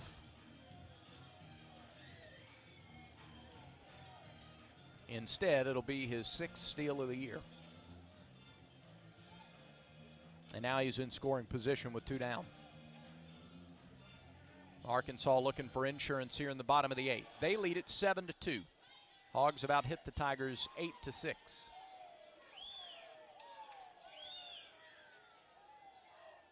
Pitch to Wagner. Just missed a little outside, 1-0. Wagner an RBI single off of Isbell in the 6th. Chase worked 2/3 of an inning, gave up a hit, and that was it. Here's the 1-0 delivery. Swing and a pop foul back in off the hands. 1-1 the count. Slavens would be next, but there are 2 outs here in the 8th. A 5-run 4th inning is the difference in the game to this point. 7-2, Arkansas has the lead in the bottom of the 8th. Long look in by Nelson. Goes to the stretch. Comes home. Outside with an off-speed pitch, and it's 2-1. And now Darren Schoenrock is out. Would Auburn make a move here at 2-1 with 2 outs and a runner at second? He is looking toward the bullpen.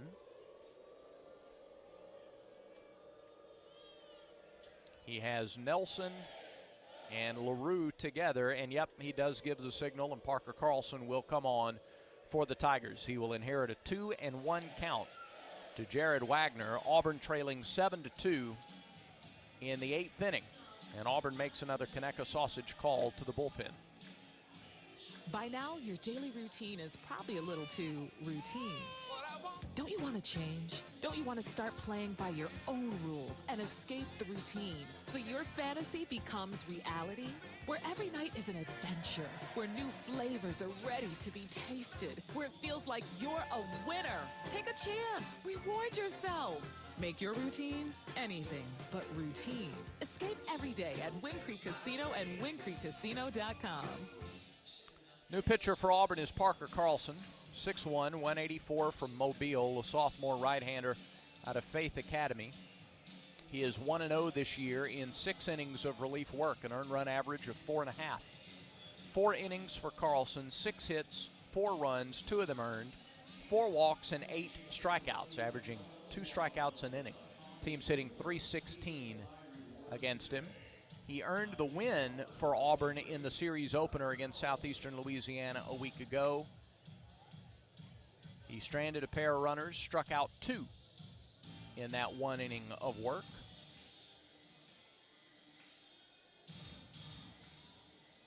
So Carlson replaces Drew Nelson.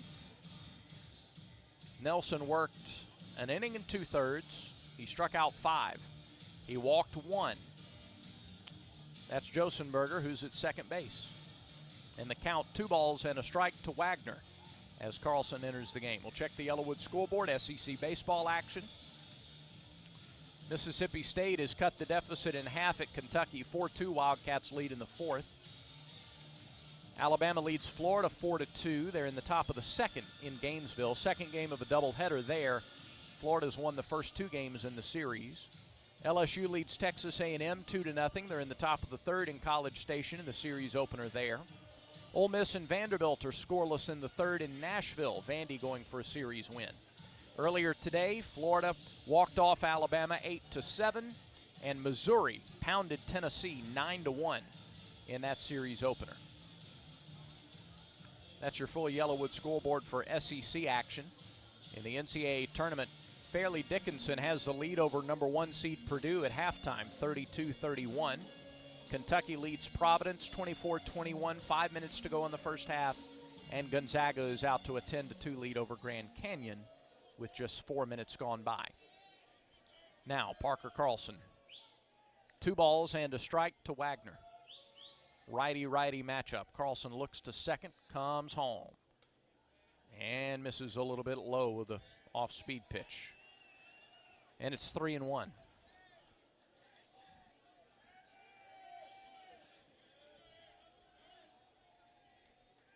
Tigers trail 7-2. We're in the bottom of the 8th inning. Carlson with 4 on the pitch clock, fires and misses, and that's ball 4. First and second, 2 down for Brady Slavens. And what Coach Thompson will point to when this one is over, if Auburn does not come back, is just the freebies. The big inning, yes, but the freebies that led to it. Because to go along with 11 strikeouts, Auburn pitchers have walked 7. Here is Slavens. First pitch to him.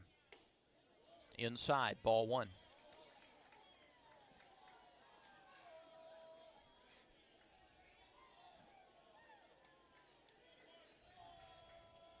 Drew Nelson, 5 strikeouts in an inning and 2/3.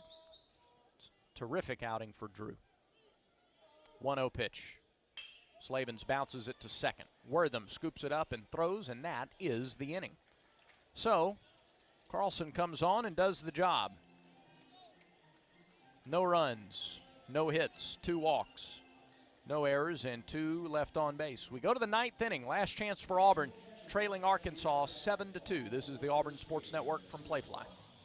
AuburnTigers.com is the official website of Auburn Athletics. Read the latest feature stories on your favorite Tiger teams. Get critical game day info. Search videos and audio. Find how to get connected through social and digital media or by joining Tigers Unlimited. Shop the AU Photo Store or just find the next event on the athletic calendar. Plus, all athletics broadcasts are streamed free at AuburnTigers.com/watch. AuburnTigers.com, the official online home of Auburn Athletics.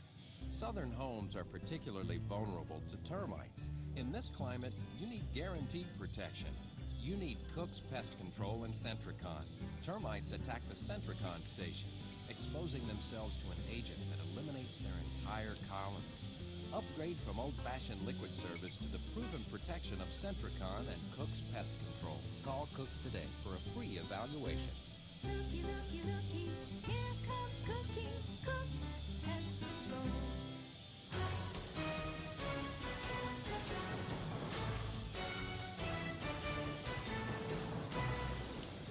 Well, we go to the 9th inning. Auburn needs 5 to tie it and 6 to take the lead. It'll be Gavin Miller, Carter Wright, and then back to the top of the order. A pair of pinch hitters will get things started for Auburn here in the 9th inning.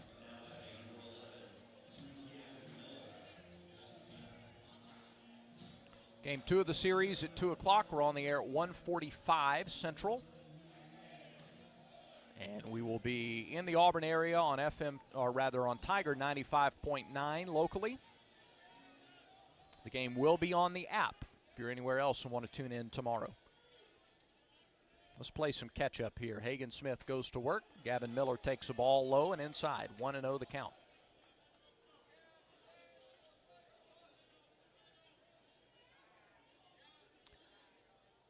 Miller, a right-handed hitter, takes outside, 2-0. He is 4 for 10 this year.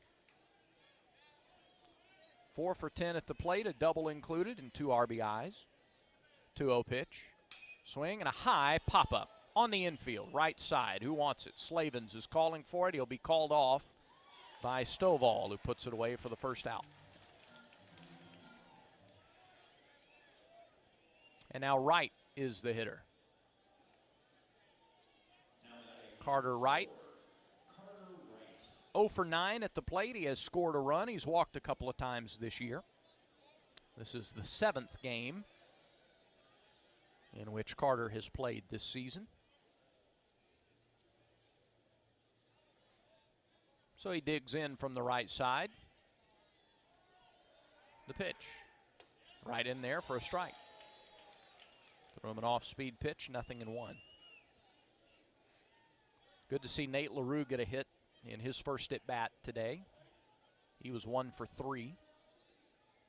0-1 pitch, missed down and in. A ball and a strike to Wright.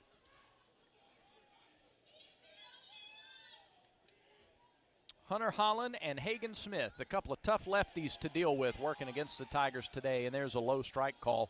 It's 1-2.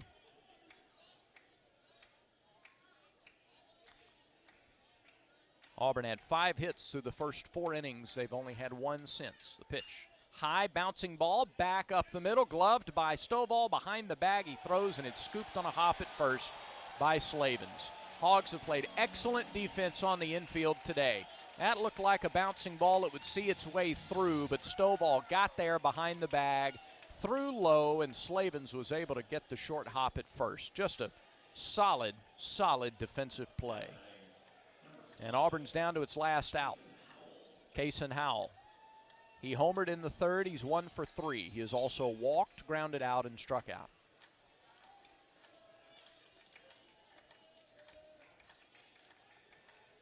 Pitch to Howell. Outside, 1-0.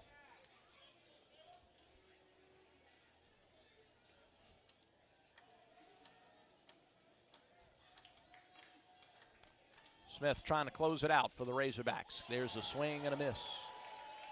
Bottom fell out. 1-1 the count.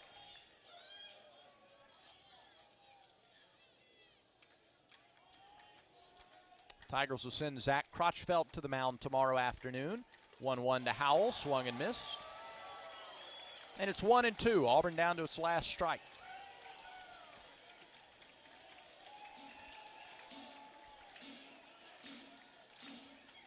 Cole Foster would be next, but here's the 1-2 to Howell. It's high, 2 balls, 2 strikes.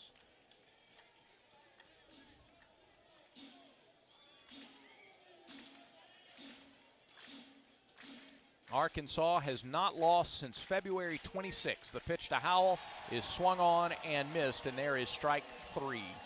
And Arkansas takes game 1 of the series here in Fayetteville. Hogs win it by the final score of 7-2. Stay tuned. Auburn baseball continues in a moment. We've all fallen into boring routines. We just keep doing what has to get done. Isn't it time to escape the old routine and make time for yourself? Make time to go out with old friends. Make time to add excitement back into your life. Make time to feel like a winner again. Life is more fun when you live it. So what are you waiting for? Escape every day at Wind Creek Casino and windcreekcasino.com. It's a great day for Auburn Tigers to get vaccinated.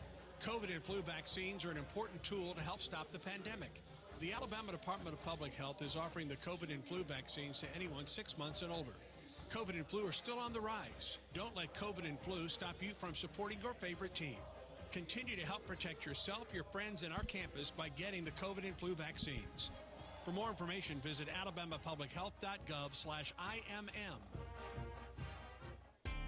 Exclusive play-by-play coverage of Auburn baseball is brought to you by Alabama Power, proud to support the Auburn Tigers. Welcome back to Fayetteville, where Arkansas wins game 1 of the series 7-2. Arkansas with a 5-run 4th inning, and that proved to be the big difference in the ball game today. They got a home run from Brady Slavens, a 3-run shot to right center in the 4th. That put them on top to stay. Arkansas improves to 16-2 on the year. Auburn drops to 13-4-1. Stay tuned. The Regions Bank postgame show is next. This is the Auburn Sports Network from Playfly. Tiger Talk has been Auburn's weekly coaches show for over 30 years. Join Butch Thompson and other Auburn coaches every Thursday night at 6 Central. Send questions by tweeting at AU Sports Network or by emailing aubtigertalk@gmail.com. Tiger Talk is presented by Alpha Insurance. Don't miss Tiger Talk, Thursdays at 6 Central, only on the Auburn Sports Network. Children's of Alabama reminds you that every child's head injury should be treated like a serious injury until a doctor says it's not. In fact, the CDC estimates some 4 million sports and recreation-related concussions occur each year. Even a minor fall or collision may be a concern. Symptoms typically include headaches, unsteadiness, confusion, or sleepiness. To find out what to do in case of a suspected concussion, visit childrensal.org/concussion and always dial 911 in case of an emergency. Hey, Tiger fans! LineX is proud to sponsor Auburn baseball and protect its dugouts at Plainsman Park. LineX is your one-stop shop for truck accessories, spray-on bed liners, exterior automotive coatings, and more. Find anything you need to protect and personalize your truck or Jeep. From the first pitch to extra innings, LineX has you covered. Go to linex.com to learn more.